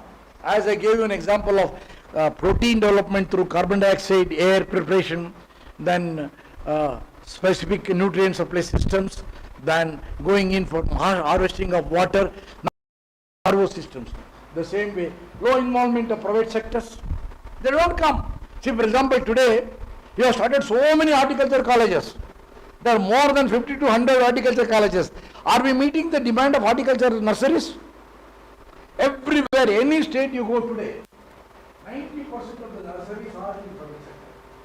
Not even one agriculture university is providing the required horticulture to the foreign country. We say we are horticulture graduates, but we are not in a position to provide any horticulture seedlings or saplings which are required for the farming community at their doorstep. But nursery people are doing. Nursery, same way, I tell you, infrastructure and technological deficiency, small small holdings. This is one of the problems. Then these are all the hesitation of the farmer to go, initial decline in yields, then labor incentive, lack of assured market. See, the basic, as I told you in the beginning, one side, there are 3 C's. One is caste, another is cash, another is, tell me, one is caste. He's playing a player, he is my man, you give him some price. Another is caste. Then another is cash. Knowledge barrier and lack of awareness. The reforming policies of institutions, challenges, empowering farmers of rural community, and that's what FPOs have come now. Maharashtra, many FPOs are coming forward. I'm really proud. In Gujarat, many FPOs have come. But unfortunately, one of the best FPO is Korean Milks has failed now. It is failing now because of the political disturbances of oil industry. The groundnut oil is spoiled. So this is how, well, I told you in the beginning was all political, and these are traditional sustainable agriculture practices, use of local built biofertilizer and pesticides, so many things to discuss. The time is inadequate for me. Then wetland culture, then Podu in Tamil Nadu, Koru Puttu traditional agriculture, then natural farming. Then Fukuoka was the father of natural farming 2013 to 1913 to 2008, and one star revolution. All of you remember. The what I have presented there, I am summarizing here. The objectives: preserve natural flora and fauna, restore soil health and fertility, maintain diversity of crop production, utilize land and natural resources like air, water, promote natural benefits, insects, animals. So there are so many natural benefits. Now insects may be becoming another source of food for you. Now yellow mealworm, you know? Yellow mealworm? You don't know yellow mealworm? It's on the dungs and wastes. It's coming in a big way. They feed as a protein source to the poultry. Mealworm. And there are many insects are being used, yellow mealworm like that, to promote local breeds of livestock. Now it is coming up. Kill animals are coming in Karnataka, and diversification. The use of natural and local resources based inputs, reduce input cost of agricultural production, improve economics of the farmer. Then what is natural farming? It is defined as a chemical-free farming and livestock-based, soundly grounded as agroecology. It is diversified farming system that integrates crops, trees, livestock, allowing functional diversity. It is nothing but our farming system approach, natural farming. But here externality of any implements are there. See, according to Fukuoka, there is not to be disturbed. But according to Super Palekar, we have to disturb the soil. This is the basic difference. There are many differences which are going to come up. Holds the promise to enhancing the farmer's income. But you have to see now, the farming approach was introduced Fukuoka in 2075 in his book, One Star Revolution. That significance of natural farming is minimum cost of production, ensure better health, employment generation, environment conservation, livestock sustainability, and resilience. There are many things, but these are all only in English books. We have to wait and see how it is going to affect. That's why I'm telling you, taking this in queue, you have to develop a course curriculum. That's why I listed all these things. Taking these factors into, because the future generation is in your hand. Future generation of agriculture graduates are in your hand. You're all the students. You have to develop a course curriculum on the natural farming. You should know that this is how we should go. Only to take course and you go for a BSc agriculture or BSc agriculture and natural farming. And you divide it. That's what I'm going in deep in this way. That government initiatives. The policy on organic matter 2005, then KSNUAHS Vikas Yojana, then mass movement, suggestive means to scale up the natural farming. How to scale up the natural farming is a major, promoting tribal areas is one of the major area where you have to tackle. The tribal area if you want to go for natural farming. That's one of the best places. And the rain-fed areas, the promoting, see even if you go for 50% of the rain irrigated area, still 50% of the land. See India is one of the best, biggest country where we have 154.8 million tons of, 8 million hectares of land. It's the cultivable. It's the largest cultivable area in the world, India. Yeah, there may be a cultivable area is India is the biggest one. Then go for promoting natural farming, rain-fed area beyond the genetic, the Indo-Gangetic basins, securing insurance to organic farmers, any transactions of agriculture, then challenges of nature farming, decline in yield, shortage of natural inputs, resistance to chemical inputs, industry, lack of consensus on scientific community, and what is sustainable, I given you already, I given you big way, farming systems is sustainable, organic farming, natural farming, all these systems I have discussed, hydroponics, aquaponics, and transformative adaptive agriculture. This is coming up in a big way. This hydroponics and what you call is not suitable for nutrition security, not meant for nutrition security, because we need nearly about 19 micronutrients, but hydroponics will not provide all the micronutrients. It is flaw. That's why for lettuce they grow, Western world, special hydroponics they grow, but it is no nutritive value is not there. The hydroponics will not provide you any nutrition food to the man. Best way is to go for organic farming like this. Then how are the sectors responsible for climate change? 21% of the total greenhouse emissions across the globe are from agriculture, forestry and other land use. Major sources of emissions include deforestation, then wetland degradation, methane emission from aerobic fermentation and from the small ruminants, and from anaerobic fermentation in manure management process. See, for example, one of the best is waste management today. Of course, we should think of to modify that waste management in urban waste. We don't have the place. How to manage this waste should be the organic major courses. Course content when you develop this course. Then methane emission. See, methane emission can be reduced in animals. If we provide proper green food and green vegetable, green material, the methane emissions can be minimized from the animals too. Then carbon emissions from fertilizer, pesticides, and how climate change predicted impact of agriculture production is slowed growth of agriculture productivity due to greenhouse, increased occurrence of pest, weed and diseases. But unfortunately it is not so in all the weeds. See, for example, once upon a time the Parthenium was one of the problematic weed across the railway lines. Today it is disappearing. Is it due to climate change or due to rainfall? We don't know. But has to assess. The Parthenium is no more a problematic weed in many areas. Earlier, all along the railway track, it was a major problem. Today, like that, water hyacinth was a problem in many water area. Now it's creating. Now we have yet to study these aspects in a bigger way. Then change in distribution of growing area, suitability of timing and key biological events such as flowering impacts and food quality and harvestability. You have to be in depth, you have to bring it, the knowledge is there, you have to put it in a proper way. Then adverse impact associated with climate related extremes like droughts, floods and marine heat waves. These are all the need of the government. Fisheries culture is considered. Then the prominent systems practices involved in sustainable, once again it is repeated. Then challenges associated with the this one here, hesitant with the farmers to take up this sustainable agriculture practices. They don't go for this. Then initial decline in yields, labor intensive, lack of assured market, then cumbersome certification process, capital requirement, knowledge barrier. Then so many schemes, all assistant professors should be aware of this. See, for example, NSMSA, National Mission for Sustainable Agriculture, Rainfed Area Development, then Agroforestry, then National Bamboo Mission. Do you know? National Bamboo Mission is 9,000 crore mission. Only to get a round-shaped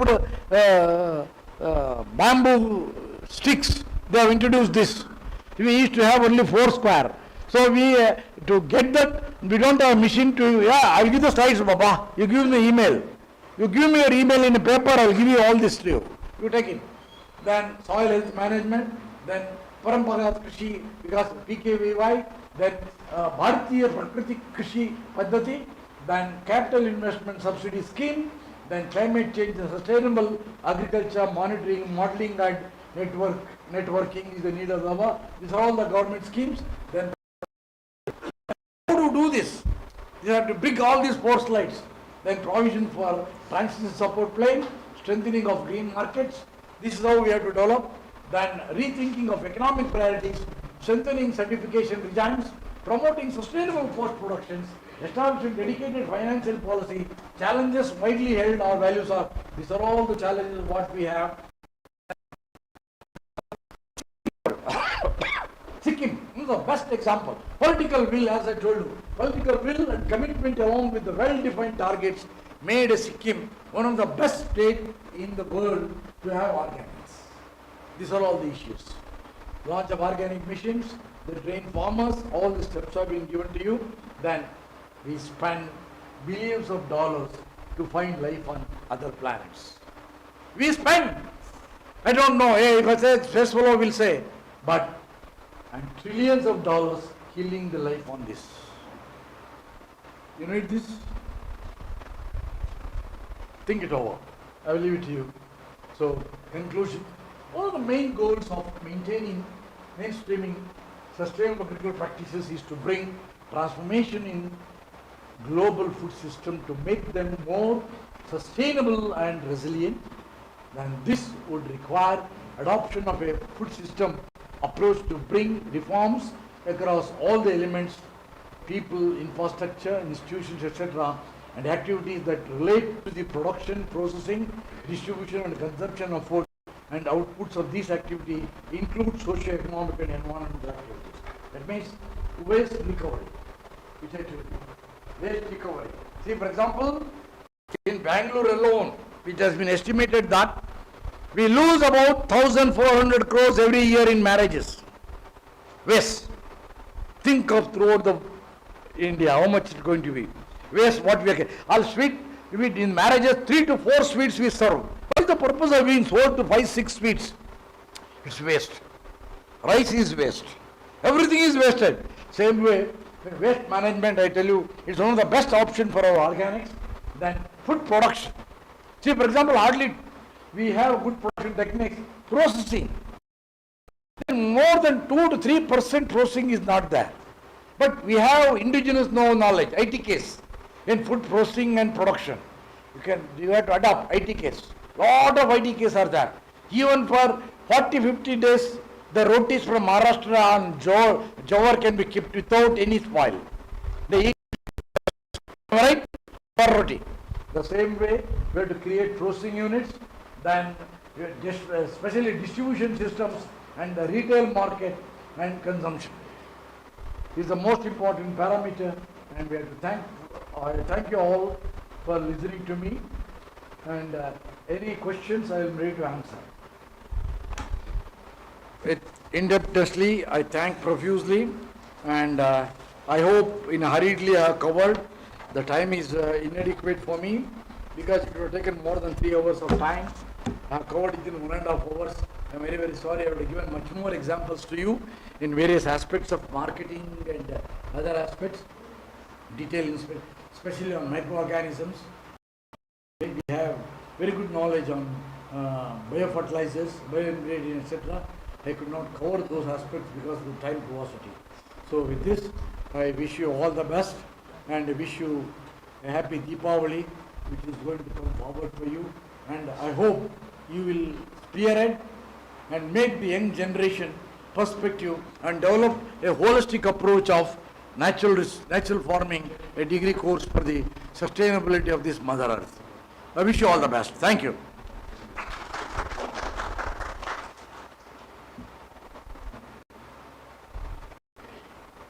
Sir, thank you very much for elaborate coverage of the topics what I have assigned to you. But I am very sorry, I should not trouble sir for giving the lecture for another half an hour. But we have a resource person online, sir. He is joining at 11:30 exactly from Delhi. That's why I stopped it. Anyhow, sir was ready even at 9 o'clock, but because of the arrival of the participants gets delayed. That's why I wanted him to take the class at 10 o'clock. So I am really very sorry, sir, for not giving sufficient time for your lecture. Anyhow, sir will be with us during lunch hour also. And if time permits, I'll give another half an hour time to discuss with our participants regarding the any clarifications or doubts you have. One or two questions, very important questions if you have, you can discuss with the resource person. Any questions?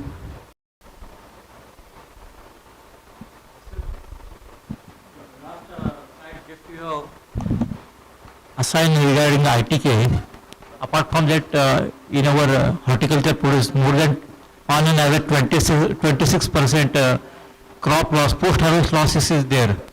It also hampered this our sustainability. Apart from urbanizations, and these are also problems, biodiversity degradation, and personal opinion regarding weather-based crop insurance.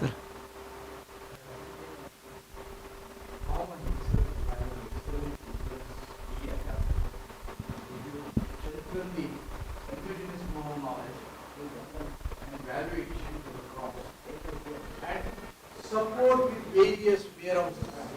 We don't have warehouses. For example, onion and nuts, there is no onion storage. So support, that's what I told you. The infrastructure needed for post-harvest management is made. Also, having very good knowledge on preserving techniques. They have both non-preserve vegetables, they know how to process the vegetables and also how to process the non-vegetarian foods. But we don't have infrastructure to store these items in a bigger way. They want to commercial. So sustainability is good. But when you think of a bigger compound, we should go in a bigger way. So what you said is 26% loss is there in agriculture and motor. Proper management strategy has to be taken. That's what I told you. But government is forced on agricultural management. See that the post-harvest management is very wrong. Especially on horticulture. See, for example, if you have banana, or if you have any watermelon crop, develop a mechanism in such a way that take the machinery to the farmer's field. Instead of transporting such a bulk material to the cities, take the, for example, watermelon. You have a pressure that prepare a juice, the juice will be pineapple also is called as mobile processing units. Mobile processing units in a big way. Finest things are available today. So mobile processing units, you take it to the bottom place where small farmers are there. Process them, take it to the factory for processing and go on. So I fully agree with you. There is a lot of research needed. Because one of the best example of Maharashtra always take is physical management, vertical physical management. And also teaching forward from Maharashtra. What a beautiful concept they have done. Just the amount of powder they mix, still it is in sequence. You can't make it. Yes. So such type of mechanism has to come. See, for example, from Maharashtra. Even the entire India is full of vertical because they have developed a diversified physical market. So people now is not enough. So this sustainable value addition has to come to the market in vegetables also. Say for example, drying, living is also needed. You can develop.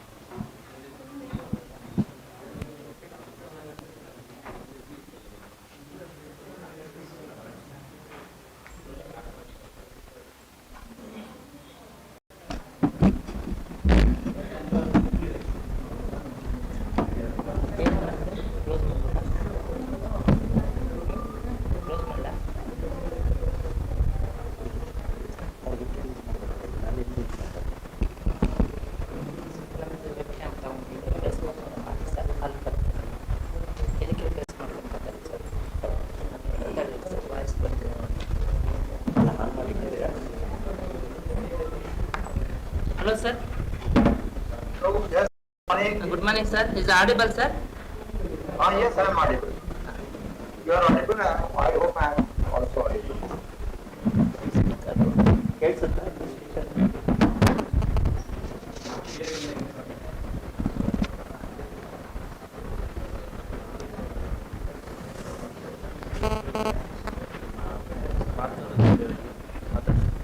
Sir, please speak some words, sir. Okay, good morning everybody. Can you tell me who are the participants here who are jointly present for the training? I am audible? Okay, okay.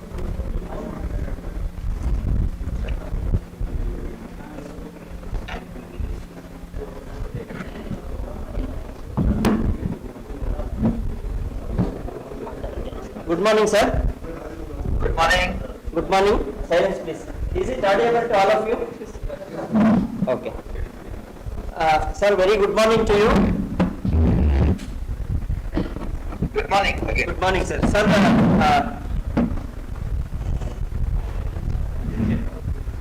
we started the today's technical session.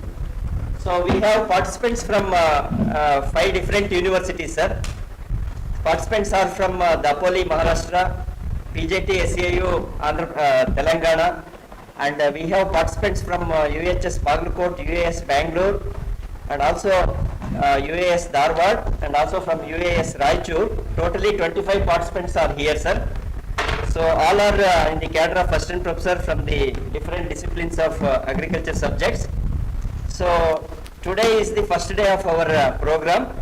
In the first session, we have on footprints of green revolution and natural resources, and how natural farming can be efficiently utilized towards achieving the sustainable agriculture. This will be your second session, sir. So now I invite Dr. A.K. Yadav, sir. So he is a national advisor for organic and natural farming, Government of India, New Delhi. So sir will deliver a lecture on scope of natural farming in India. So I will tell you about the brief introduction about Dr. A.K. Yadav, sir. A.K. Yadav, sir, is an acclaimed expert on biological and organic inputs and organic farming. He started his professional assignment in Department of Agriculture, Government of Rajasthan, and then with the Ministry of Agriculture, Government of India. So he served as Director of National Center of Organic Farming. He spearheaded the organic farming movement in the country and abroad, and he has specifically contributed to the designing, launching and implementing the various schemes for transforming farmers to organic and facilitating certification access. So major contributions of Dr. A.K. Yadav, sir, is planning and designing of schemes related to organic farming, networking of farmers for cluster development, continuous improvement in certification and in development of regulatory framework of organic inputs, and supported many states to define their policies with respect to organic. So, sir is identified as a member for various committees. He is in the and task force on biofertilizers, biopesticides and organic farming. And he has immensely contributed for policy developments at both central and state level. He had also been the member of Research Advisory Committee for various research institutes such as IIFSR Modipuram and also IIHR. He has authored more than 12 books and manuals on agriculture, and Sir has visited more than 2 on assignments related to organic agriculture. Currently, Dr. A.K. Yadav sir is associated with the Integrated Nutrient Management Division in the Ministry of Agriculture and Farmers Welfare at the Government of India, and he is involved in the policy planning process of Government of India with respect to organic and natural farming. So, with this brief introduction about Dr. A.K. Yadav sir, he is the person responsible for promotion of both organic and natural farming at the national as well as at the state level. So now we are going to have a national mission on natural farming. He is also person behind the development of a national mission on natural farming. So now I request our honorable resource person Dr. A.K. Yadav sir to brief us about scope of natural farming in India. Sir? Thank you very much Okay, sir. for a so detailed introduction. I think my presentation is visible, Yes, sir. It's visible, sir. Visible. but I don't know, I am not able to make it full screen.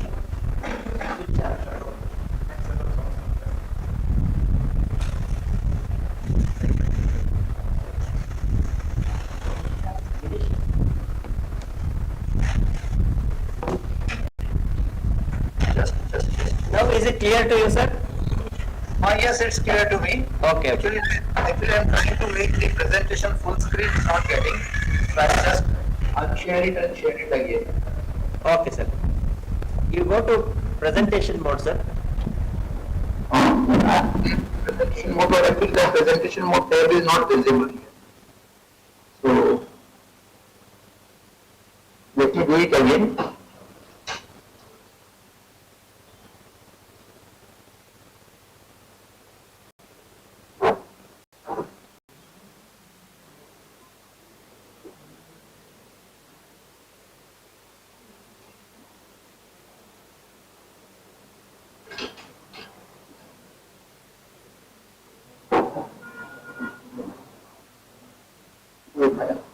भैया इसको कैसे करना है, इसको full screen में कैसे करेंगे?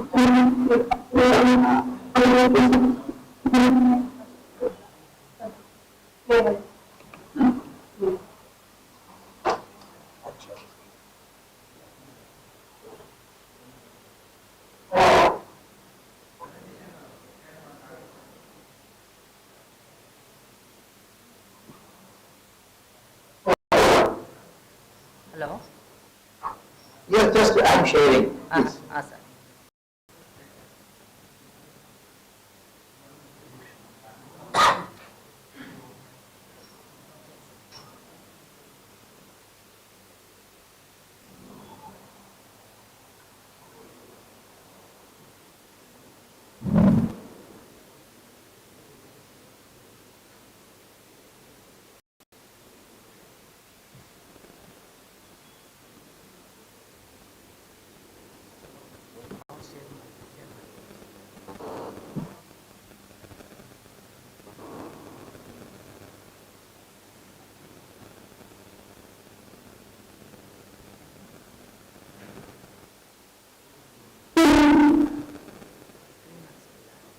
You have to give me the permission. I think it's not, I'm not having the permission from your side.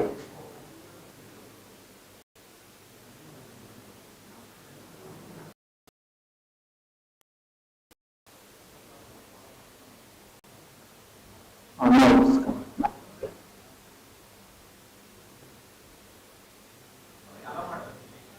ಎಲ್ಲಿ ಸರ್ ಬರ್ತಿದ್ದೆ Now, okay? Yes sir I have now is there, full screen. Yes sir So thank you, Dr. Vigyana for providing me. And for giving me the opportunity to present about the natural farming programs what are happening and what overall scenario is going on with the natural farming country. Now, how do you know how the members are government officers in the universities? In particular, basically, we are moving from a chemical intensive farming system to a non-chemical farming systems. There can be hundreds of we can say variants which have been developed over the years, where farmers or even the owners, they have put forward various non-chemical farming and having the different names. Almost from last 20 years, you might have heard about the organic farming, and now another form of non-chemical farming, which is considered as a step ahead of organic farming. Although all the components of the organic farming are there in the natural farming, unique features also. So that's why how it is being promoted. So what is the overall perception into the international community and what exactly we understand about the natural farming in our country? You may be knowing very well that globally organic is much more widely known, but natural farming is also being given as an ecological approach which works in harmony with nature, avoiding synthetic inputs, fostering healthy soil through cover cropping, mulching, beneficial crops, and by prioritizing local resources, biodiversity, and symbiotic relationships. And it is understood that it promotes sustainability. This method enhances soil fertility, conserves water, reduces ecological impact, contributing to long-term agriculture value.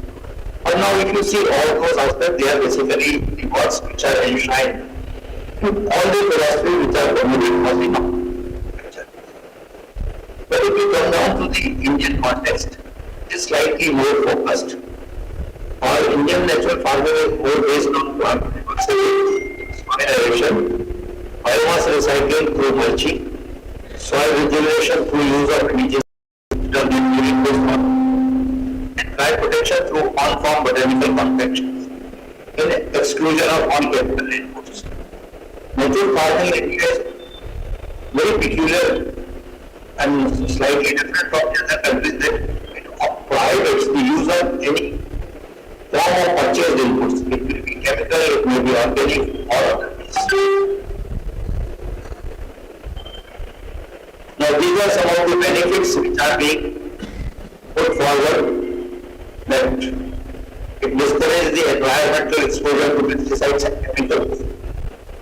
It builds the soil, help combat soil erosion, fights the effect of global warming, encourages biodiversity, supports animal health and welfare, discourages algal blooms which are the result of the high nitrogen usage into the fields, and then supports water conservation and water health. Now, these are some of the salient features I have summarized into the boxes, like minimal human interaction, local or mobile farming, no synthetic chemicals in any form, directly or indirectly. It emphasizes on use of indigenous microorganisms. Means the biofertilizers which are being made from the exotic or from the external microorganisms, they are also not very much preferred. Then mulching, crop rotation, natural pest control, seed sale diversity. One of the major emphasis on the natural farming in India is self-sufficiency in inputs, which no external inputs. And that includes intercropping, polyculture, holistic land management, symbiotic relationships, minimal machinery, and respect for the nature. Now, when we go in field with such type of aim, then ultimately we have to decide how we can achieve all these objectives in our our practices. So these are the ones I have listed mainly most of 5 ones. First is the adoption of diversified crop system based agriculture. Mixed crop rotation, etc. It's farming, anything, linear farming or cropping. Then recycling nutrients and feeds that involve the on-farm composting and engineering. Recycling of on-farm related biomass through mulching and straight to biomass incorporation to the soil. The use of local developed refined practices, plant, animal, microbe resources. These are indigenous organisms, natural pesticides and fertilizers. The natural farming emphasizes innovative practices based on local conditions like local knowledge, continuous observation, experimentation, and climate responsive farming. Now, if you adopt all these things, what are the important scopes which natural farming can address?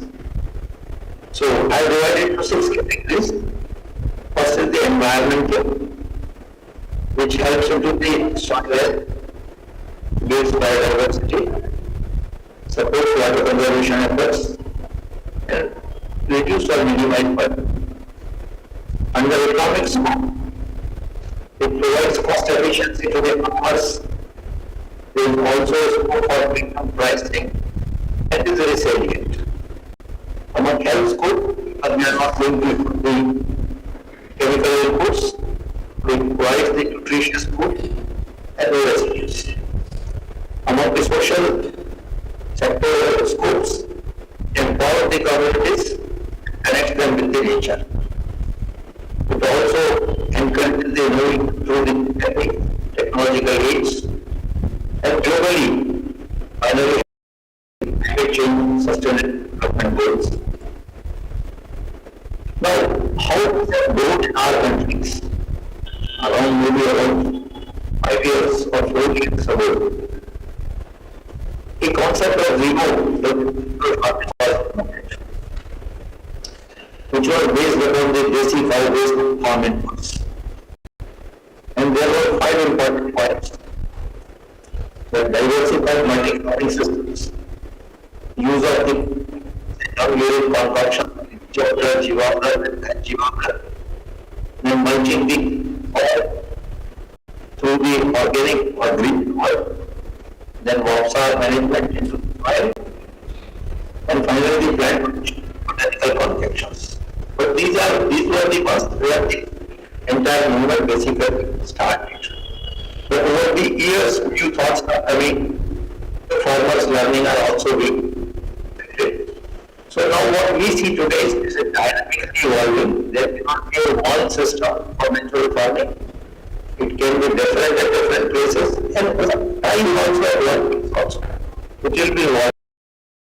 During the last 2 years, a lot of innovations like sowing method of green engineering, the use of on-yard manure, burning process, are also being integrated with the natural farming.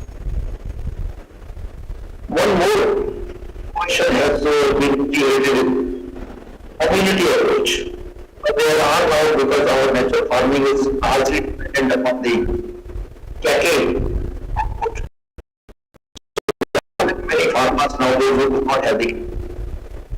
So how farmers into the ministry of natural farming that can be done through the community approach inputs, where the livestock farmers who are getting take the natural farming inputs and make it available to the others. So there can be a collaboration between the villages, between the farmers having the cattle and farmers not having the cattle.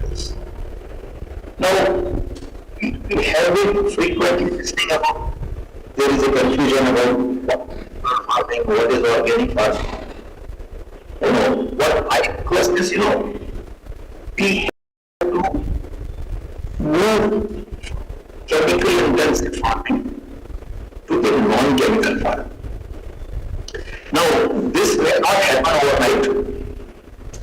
And you also understand, We have spent billions of dollars of investment into the institutional development, scientific development of packaging practices. There is a huge backup of scientific institutions in precision agriculture. But if we see how we are going to promote the organic, so far not have any defined institutions to the country compared to the capital ones. And also from policy perspective, the type of support which is available to the commercial agriculture that is also not available to the organic. So under the given scenario, let's not compare the commercial agriculture or with the organic or natural agriculture. We have to start it really from scratch. So we should be able to understand that how the different systems are having the specific features. If we come down to the organic agriculture farming, both are non-chemical systems of farming, both have with the diversity of farm biomass management and rejuvenation of biological nutrient recycles. Both promote diversity, rotation, multiple cropping and resource cycling. Now these are the common features for both.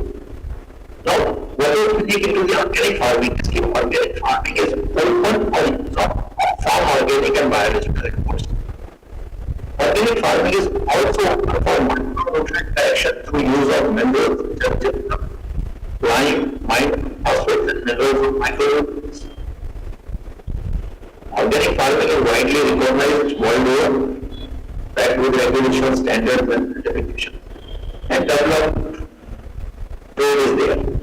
But if we see to the natural farming, we say a step ahead of organic farming. And the major difference between the two systems is in that farming avoids or excludes the role of purchased inputs. Means it provides freedom to the farmer from market inputs. And in this case, all the inputs need to be generated on the farm from the resources available on the farm or in the closed vicinity. But we are at a very early stage. Natural farming systems are following this regulation that natural farming is not regulated and trade limited to private levels or in the low level. The current scenario also, not much of the emphasis is being laid onto the certification and its regulation. We are trying to promote it as an alternative method of farming, trying to create awareness on the farmers and asking if you find suitable, if you find value, then adopt it. Now, something about KSNUAHS. How much is the commercial cost for both organic and natural farming? Because organic farming is established to global. The systems are there, data is available. So as per the latest data, almost 190 countries, 75 million hectares of the land which is served. Then the global trade is somewhere about $5 billion US. And most of this business or trade is happening in the US. And very interesting thing is the world is doing the organic only the consumers in the US. Same was true in our area. But now our domestic markets are also growing. As per the lot of estimates are available. But if we take an average of the various estimates which are available, somewhere in 2019-20, market world over was estimated at $120 billion US. It is expected to reach almost $235 to $275 billion US by 2027. If we come down to India, in 2019-20, it was about 11,400 crore. Now it is almost about 22,000 crore, was doubled in the last 4 years. Exports are accounting for the major share of almost 50%. And if we see towards the natural side, We do not have any data on area and productivity. But the agency's estimates say it was 120 billion in 2012 and it is projected to reach 360 billion by 2031. A growth rate of almost about 11.44% is being projected. But very peculiar thing is what happened created such type of example. They actually have taken the organic also within it. So it's very difficult to say whether the natural data which is being presented here, it will be other than the organic or it includes the organic. From last 4 years, Government of India is also trying to promote the natural farming and through the various central government and state government efforts. A small amount of area has also been covered under natural farming. Roughly around 13 lakh initiated under natural farming in 17 states. I am not saying that it has been transformed to natural. I am saying it is initiated. Getting the farmers on board, convincing them, and adopting the natural farming will take some time. It will not be an overnight issue. So, what I am presenting is the initiation has been done. I think I have given the presentation to the government. Area-wise figures which you have connected with. Sorry, some sound. Now okay. Now there are some challenges around the practices. So we need massive promotion. Seeds is one of the major roadblocks because the seeds which are available to the market are all high-yielding seeds or hybrid seeds which are prone or insensitive to the environment of the chemical input. So it's specific type of seed. Then there is a lot of demand, supply disparity. Some logistics problems are there, sometimes there is not enough market. And so far in our country we do not have any verification system by which we can convince the consumer that the product is naturally good. Now, to promote the natural farming in a systematic manner, Government of India is launching a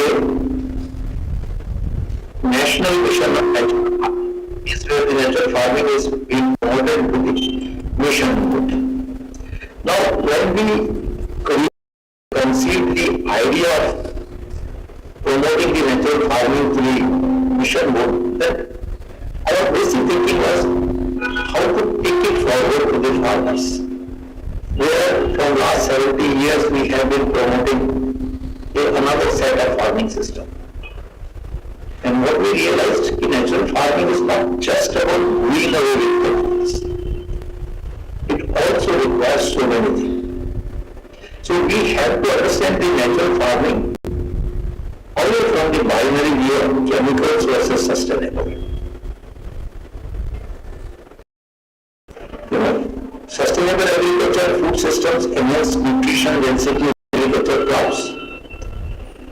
Instead of emphasizing more quantity production or per unit area production, it emphasizes more on how much is the nutrition and drive it into the crops. It improves the ecosystem health and then certainly the soil health. And we take it for health and nutrition, not only for farmers but also for consumers. And we also take it available and also promoted as a means of achieving growth, improving net incomes, enhancing rural enterprises, and strengthening short value chains. When we say short value chains, means we may not be emphasizing the natural farming for production, certification, and then export. We will be emphasizing mainly on the local production, local marketing, and local consumption. And all these, if we do it will help restoration of the biodiversity. Now, mission on natural farming recently, these are the objectives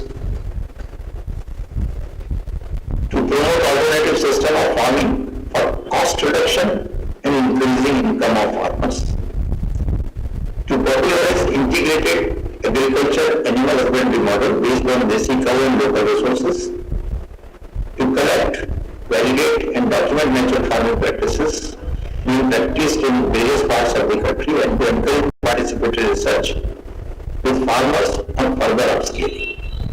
To undertake activities for awareness creation, capacity building, promotion, demonstration of natural farming, and to create standard certification procedures in branding for natural farming. Last part we will be taking up mainly maybe after the 2 or 3 years of rollout of the national mission. Initially we will be concentrating mainly on the first 4 objectives. But now when we move in the, how we will make a transition even in the implementation of the national mission. So this year and the preceding phase, where the institution at the central and state level will be developed, we can build their capacity, and among those institutions at central level, manage has been identified as a knowledge partner. National Center for Organic and Natural Farming will be supporting for training purposes. With the help of ICAR, we have identified almost about 425 KVKs as model centers of demonstration and training, and then state missions for on-field implementation. The state missions will be created under the Department of Agriculture. This part has more or less been done. Now we are entering into the execution phase, which involves capacity building and orientation of vehicles, state implementing agencies such as district officers, Atman network, and other government, non-government agencies. Then identifying champion farmers, or what we can say practicing natural farmers, and local resource institutions, maybe like NGOs or maybe other institutions. And once this is done, then we will be operating year-long farmer field schools with practicing natural farmers in the center as a technology demonstrator. Once we complete this part, then we will enter into the third phase, which is the extension phase, which will be taken up through the cluster developments. Almost about 15,000 blocks, one cluster of 15 hectares each block. These clusters will be transformed to be having almost about 100 to 125 farmers. Once this is done, there will be certification will be done, networking of the other factors will also be done. Even we have identified a technology which is known as the rapid pesticide residue testing. The cost is not very big, so we are trying to disseminate also this technology to ensure that really farmer, those who take up undertake the natural farming, their produce is really pesticide free. And then we will take up the final part, that how these clusters will be linked to the market. So they will be available for developing local supply chains. This is about that what are the targets that we have kept during the next 3-4 years. 20,000 farmer field schools, or where we are named as Prakratik Kheti Pathshalas, targeting 7.5 lakh hectare area, means 15,000 clusters. Farmer-friendly certification system, chain of rapid residue testing laboratories, and developing local value chains. And this is how comprehensive strategy will be managed. NCNF, KVK will play the lead role.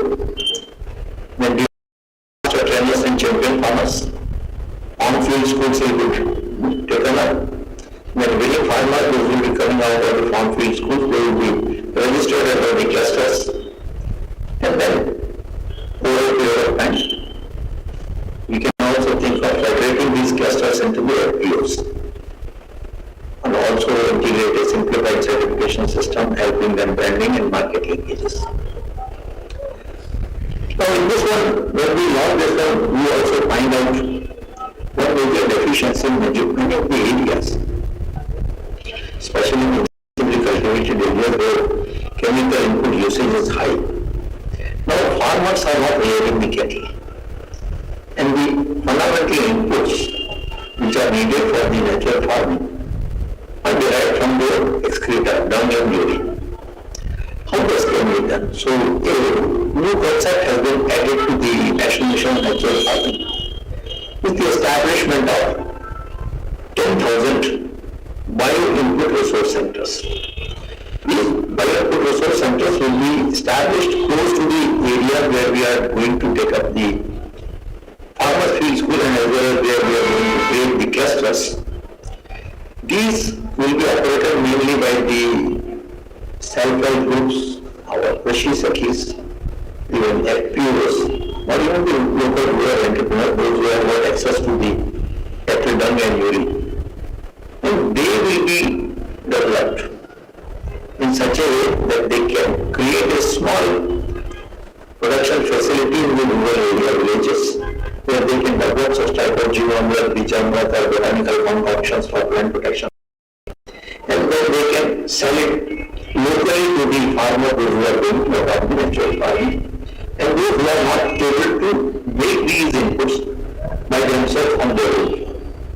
So what we hope that with this intervention, one of the major constraints that farmers initially may not be willing to make their own inputs, and cattle are not available with every farmer, so how those farmers will be facilitated with the natural farming. So I think this bio-input resource centers can help them in a much bigger way. Now, as I said, this institutional structure at the central level is already created. We have already started doing some work, like Manage has taken up a massive exercise of sensitization of gram plants.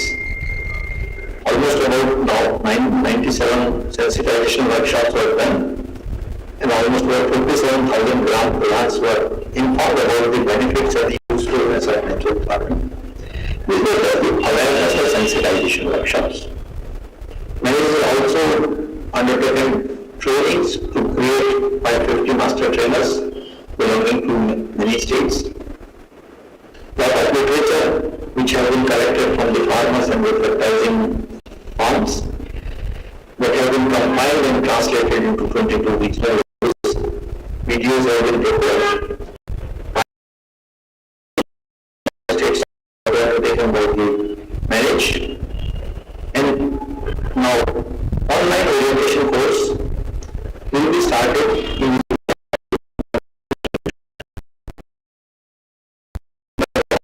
16 subjects, and the online orientation course will be in audio-visual mode. Initially with Hindi and English, but the other languages will also be integrated.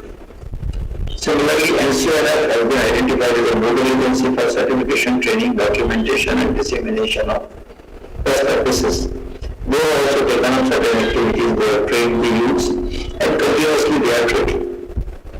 ICAR has also taken up some exercise through their KVKs. They have trained almost about 3 years. Outscaling is being done at 425 KVKs, where the 63,000 farmers are being trained. Research of characterization of NF inputs has already started under the AINPOF, where along with the organic farming, the characterization of the practices of this natural farming practices are also being done. And you may be aware that ICAR has already modified the course curriculum for undergraduate or postgraduate courses into the natural farming. Now, this is just a glimpse of that. A website has been launched on National Mission on Natural Farming, which will provide the knowledge management program. And once the NMNF is launched, then the entire monitoring and data management will also be done through the same portal. Managers are also having their own portal on natural farming, and they will be taking up our online courses, mainly the registration of the farmers and so on through that portal. Now, with this one, we have a long-term goal that over a period of 4 to 5 years. Can we associate 1 crore farmers to start experimenting with natural farming. And we will build our strategy on these activities which we are proposing. We are going to have about 10,000 BRCs. We will have about 30,000 champion farmers and community resources. There will be about 20,000 farm field schools. There will be KVKs, and it will be there in Vigyana. So a lot of capacity building work will be taken up. Inputs will be made available. And what we feel in the first year, maybe around 15 lakh seed farmers will be ready over 7.5 hectare of the land. Second year, these farmers will help disseminating the awareness to the next set of farmers. So we expect 45 lakh farmers. And maybe in 3 to 5 years, we may be able to touch almost 4 crore farmers. Now, briefly, I'll tell you what developments have also been taken place into the certification for natural farming. Although certification is not being launched immediately, because still the farmers are in the process of getting aware, getting tuned with the practices, and it will take about a year or maybe 2 years time to be fully certification system, which is simple and affordable. Now, before we go, we just studied what are the international scenario into the certification system for natural farming. Almost about 5 types of certifications are available, mostly into the Western world. These are the regenerative organic certified regenerative, vertically grown, rainforest lands, and certified regenerative vegetation. So these are some of the ones. These are no longer, none of them is regulated, none of them is promoted by the government agency. They are mostly private levels, and half of the cases they are add-on to organic, means the farmer has to become organic first and then he is eligible for all this certification. And only in 1 or 2 cases they are standalone certification also. So after between the literature scenarios, what we have tried to make a certification for the country. Our aim of this certification is to establish institutional network for providing documented and verifiable assurance to the consumers. Now this certification will be applicable on crop production, livestock and primary processing. Initially, multi-ingredient processing involving ingredients from different certification systems are not being covered under this one. Means it will be a more or less a rural farming activity where the certification will be done on the farm, and even if your primary processing is done in the farm or in the village, that part only will be covered. Organized processing will not be there. Now this certification will be available into the 3 categories: crop production, livestock and farm, maybe separately or maybe integrated. Then natural landscape certification for traditional natural areas, and then it will be add-on certification to organic certification. Now these are the standards. I am not going to read all of them. I think organizers can provide you the details. Basically, BIS has also identified the standards and they are available on their website. You can see it from there. We have made the standards for 3 categories: crop production, livestock, and processing and handling.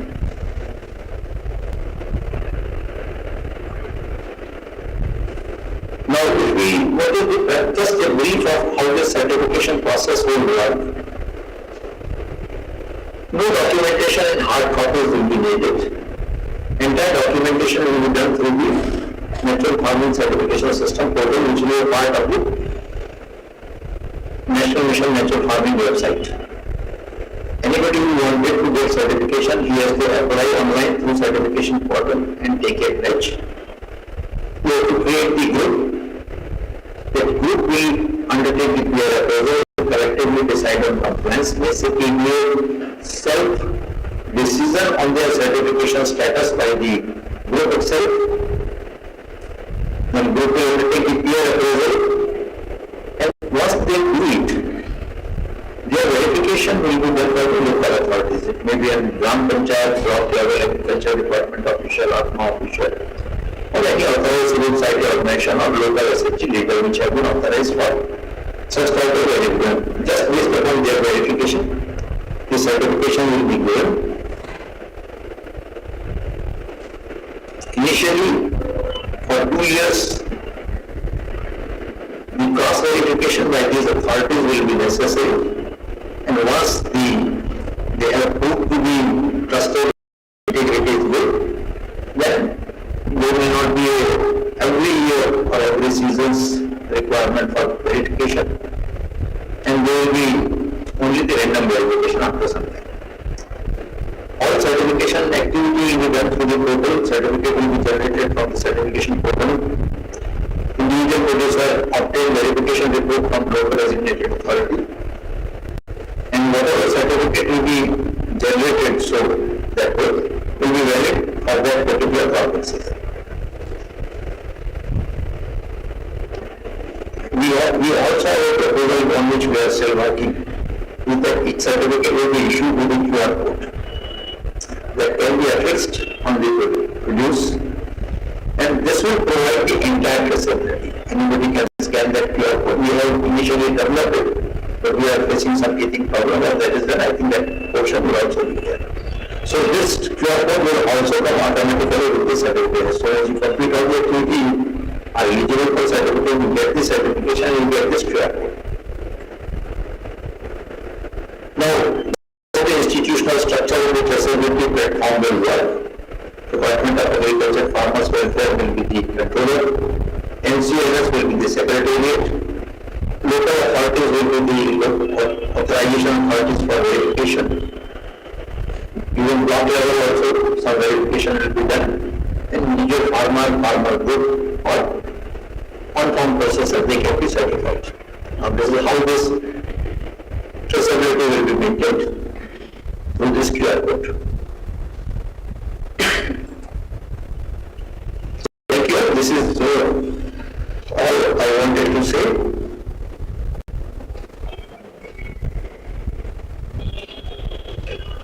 Now, from my side, it is forum is open for any questions or discussion.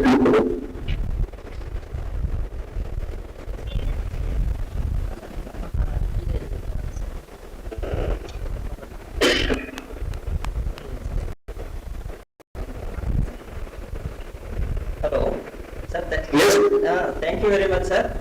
Thank you very much for your nice presentation. I invite our participants to clarify any of their doubts, sir. Any questions?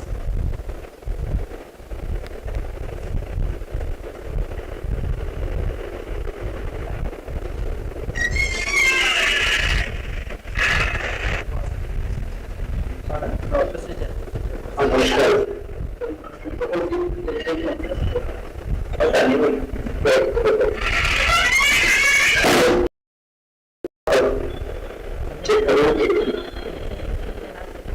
Sir, one of our participants is having a clarification regarding certification process in natural farming, sir.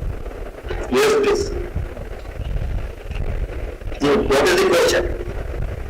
Question is on certification procedure for natural farming products. First thing is, right now, we have developed this certification system which is not in place. And I think the certification system will be not only after about a year. So in the first stage, it's not there.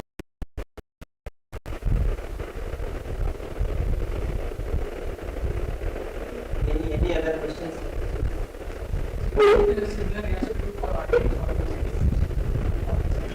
Sir, one more question is again on certification only. What is the question? Sir, certification procedure with respect to organic farming and natural farming, both are similar or they are different, sir? First, I'll just give you a brief note. Organic farming certifications in our country, we have two types of certification. One is the third-party certification system, which is ISO based and controlled by the Ministry of Commerce and Environment. The It's a very complex system, requires a lot of documentation, and every time a physical verification is done by the third party, and based on the physical verification, the certification is given.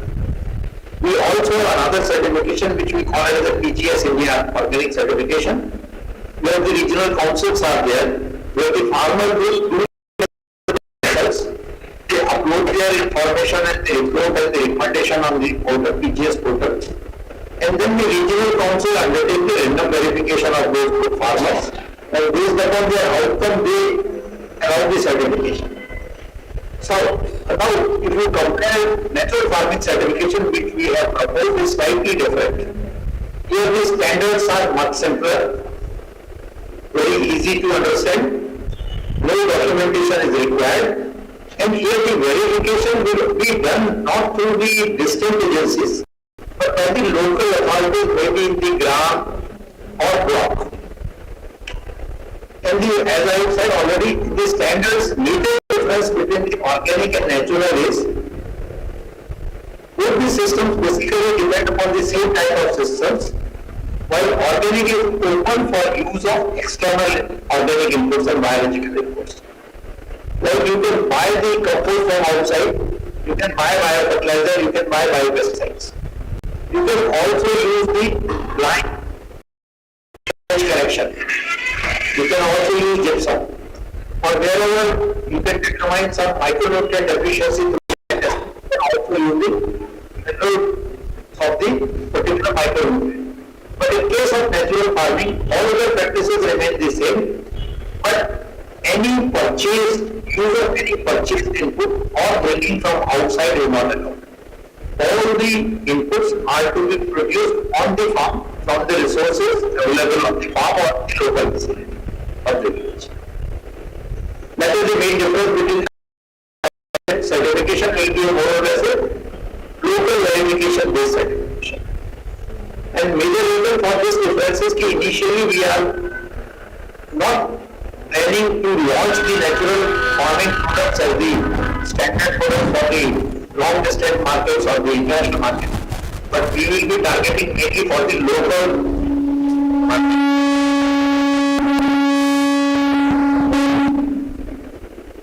I hope I am clear. Yes, sir. Yes, sir. Yes, sir.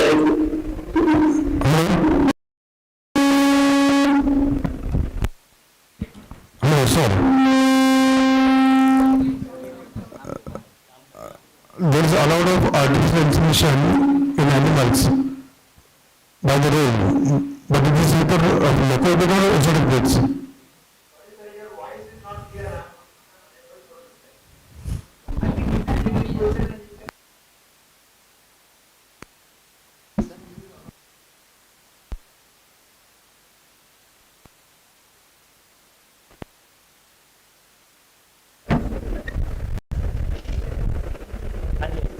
Sir, one of the questions from the participant is, hello, can you hear me, sir?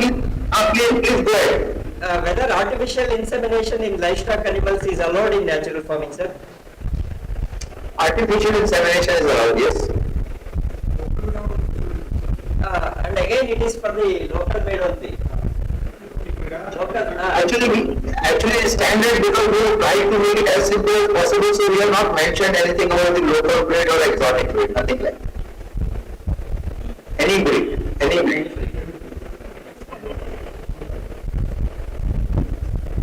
Any other questions?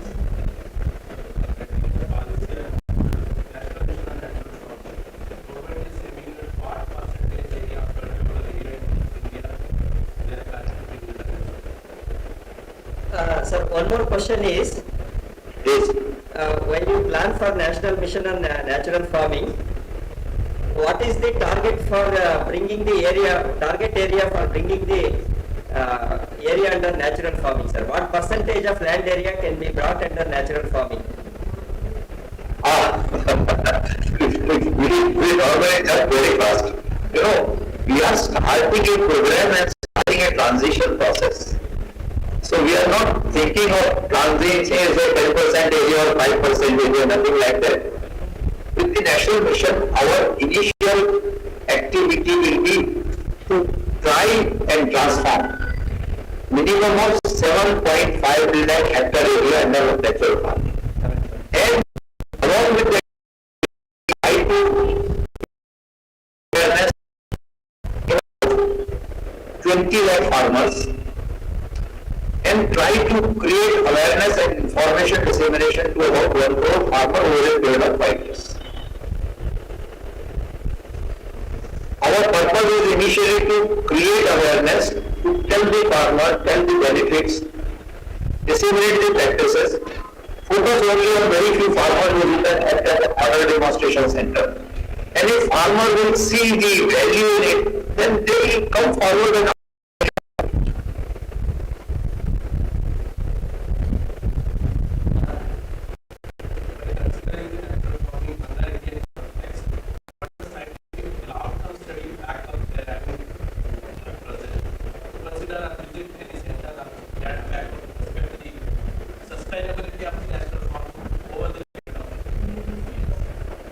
Sir, one more question is, hello. please go ahead. Sir, is there any scientific validation done with respect to natural farming practices by any of the institutes, either from the SCIUs or from the central institutes, so that after scientific validation of the natural farming practices, those can be further transmitted to the farmers' field? Is there any study on scientific validation of natural farming practices has been done?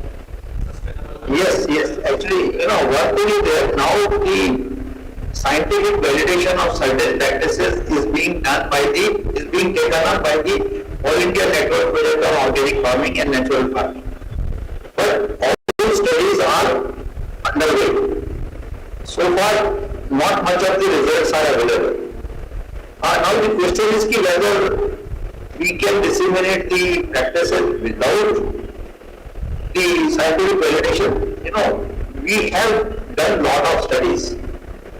We have evaluated thousands of farmers by 3-4 committees. They have documented the practices that have been developed by the farmers. So our initial strategy is not to wait for the scientific validation, but to adopt the practices which are being adopted by the successful practicing natural farmers, and we will bring the other farmers also based upon the same practices. So right now we are going into the scientific validation, but that will take its own time. That will come in due course of time, but whatever information we have collected, documented, witnessed and verified from the practicing farmer, we are going to promote the natural farming about that information.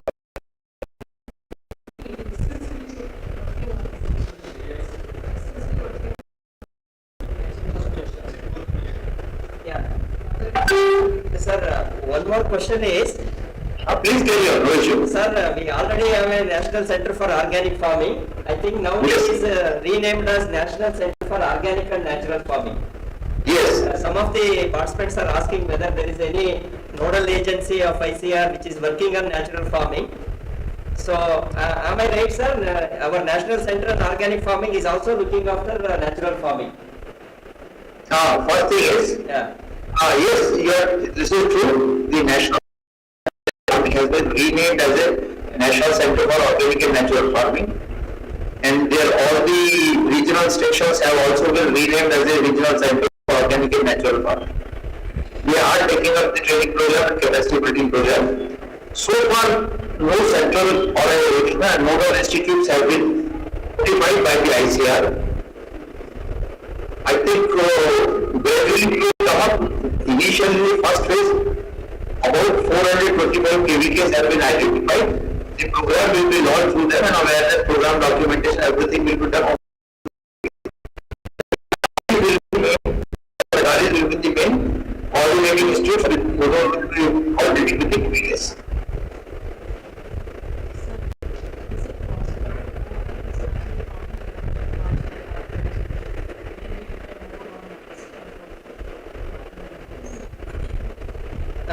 Sir, one more question is on.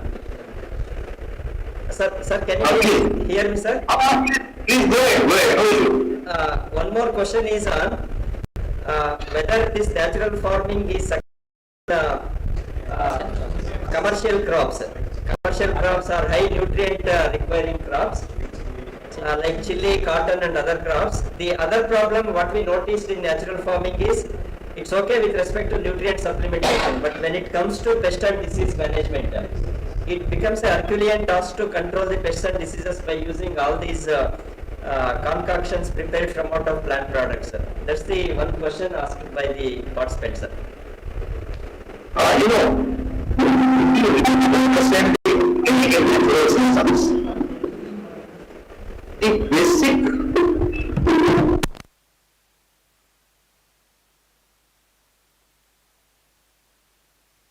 good soil health and diversity. If you have good soil health and there is a on-farm diversity, then your best automatically comes down to less than 25%. And with that minimized problem, you can solve it. Another thing is the natural and organic farming, pest management is mainly done as what it is prophylactic practices, preventive practices. Most of the organic systems are not that strong enough so far, which can kill the pest when there is a good infestation. But we have studied large number of farmers mainly from pest and disease control. We have seen if there is adequate diversity on the farm and within the fields, the pest problem is not coming up in a very big way. Even I have personally seen the farm, natural farming field, which is surrounded by all the conventional farmers where a lot of pests are there and every third day they are spraying. The natural farming fields or organic farming fields are not that affected and normally can go ahead without. Problem remains is that we understand that, okay, let us not put chemicals, put the organic inputs or the natural inputs. Take up the monocropping, then certainly pest problem will be there and will not be easy. The thing is that we are at a very early stage where this lot of scientific information is yet to come. Lot of studies have been done. And I think we need lot of work in all the universities to answer these questions. Okay, thank you, sir. Thank you. Okay. Is there any funding agency to use the right to projects, research projects? Sir, some of the participants are asking to have a long-term trial on natural farming. Is there any funding support from the ICAR or any of the funding agencies? I think ICAR will be providing, they have already been informed and I think they are already on the, but under our national mission also, we are keeping some provision for granting some of the projects. Like we have kept a proposal to grant some funds for the creation of the at least one model natural farm on each of the SAUs. And also we will be keeping up a proposal for competitive project funding. So, but that will come up, that actually I have not mentioned in my presentation because that part is yet to be cleared by the Cabinet Government of India. Once that is clear, then only we will be able to tell you how much it will be there. But provision is there, proposals are already been made. Okay. Thank you, sir. Thank you very much. Any other questions?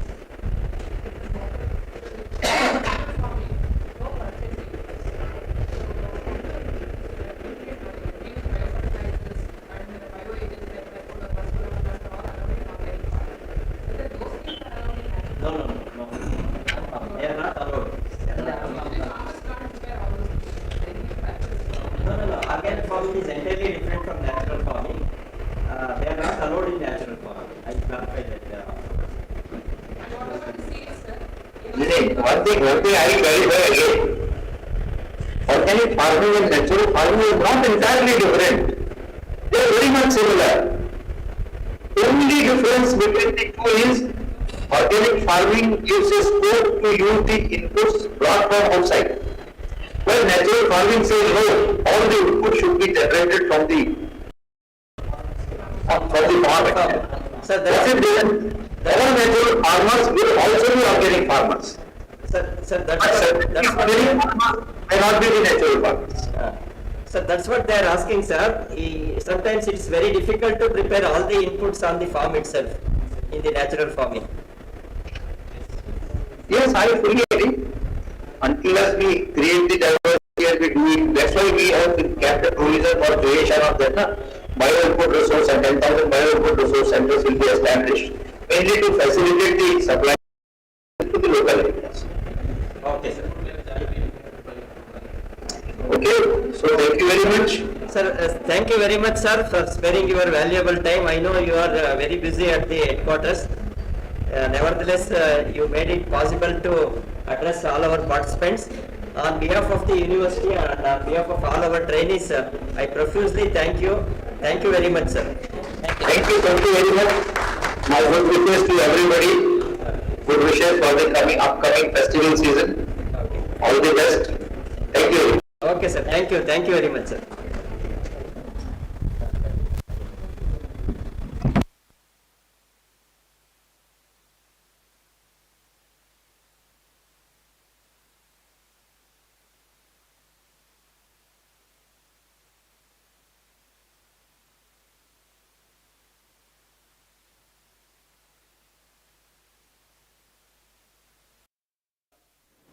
Sometimes we thought that we will have the inaugural program in the morning.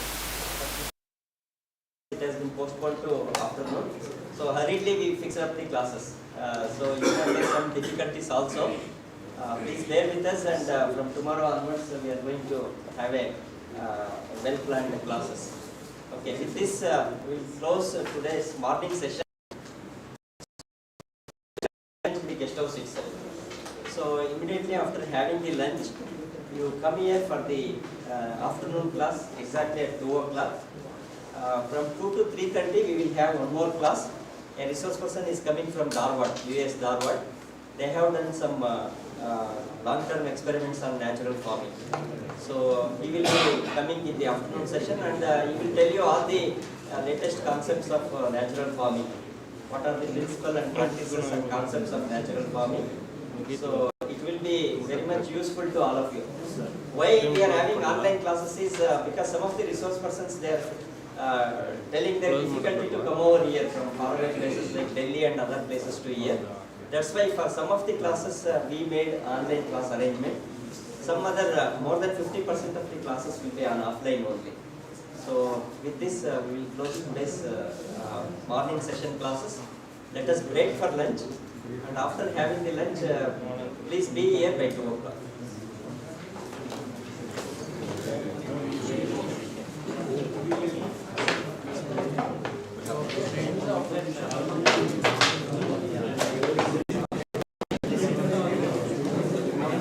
ಒಂದೇ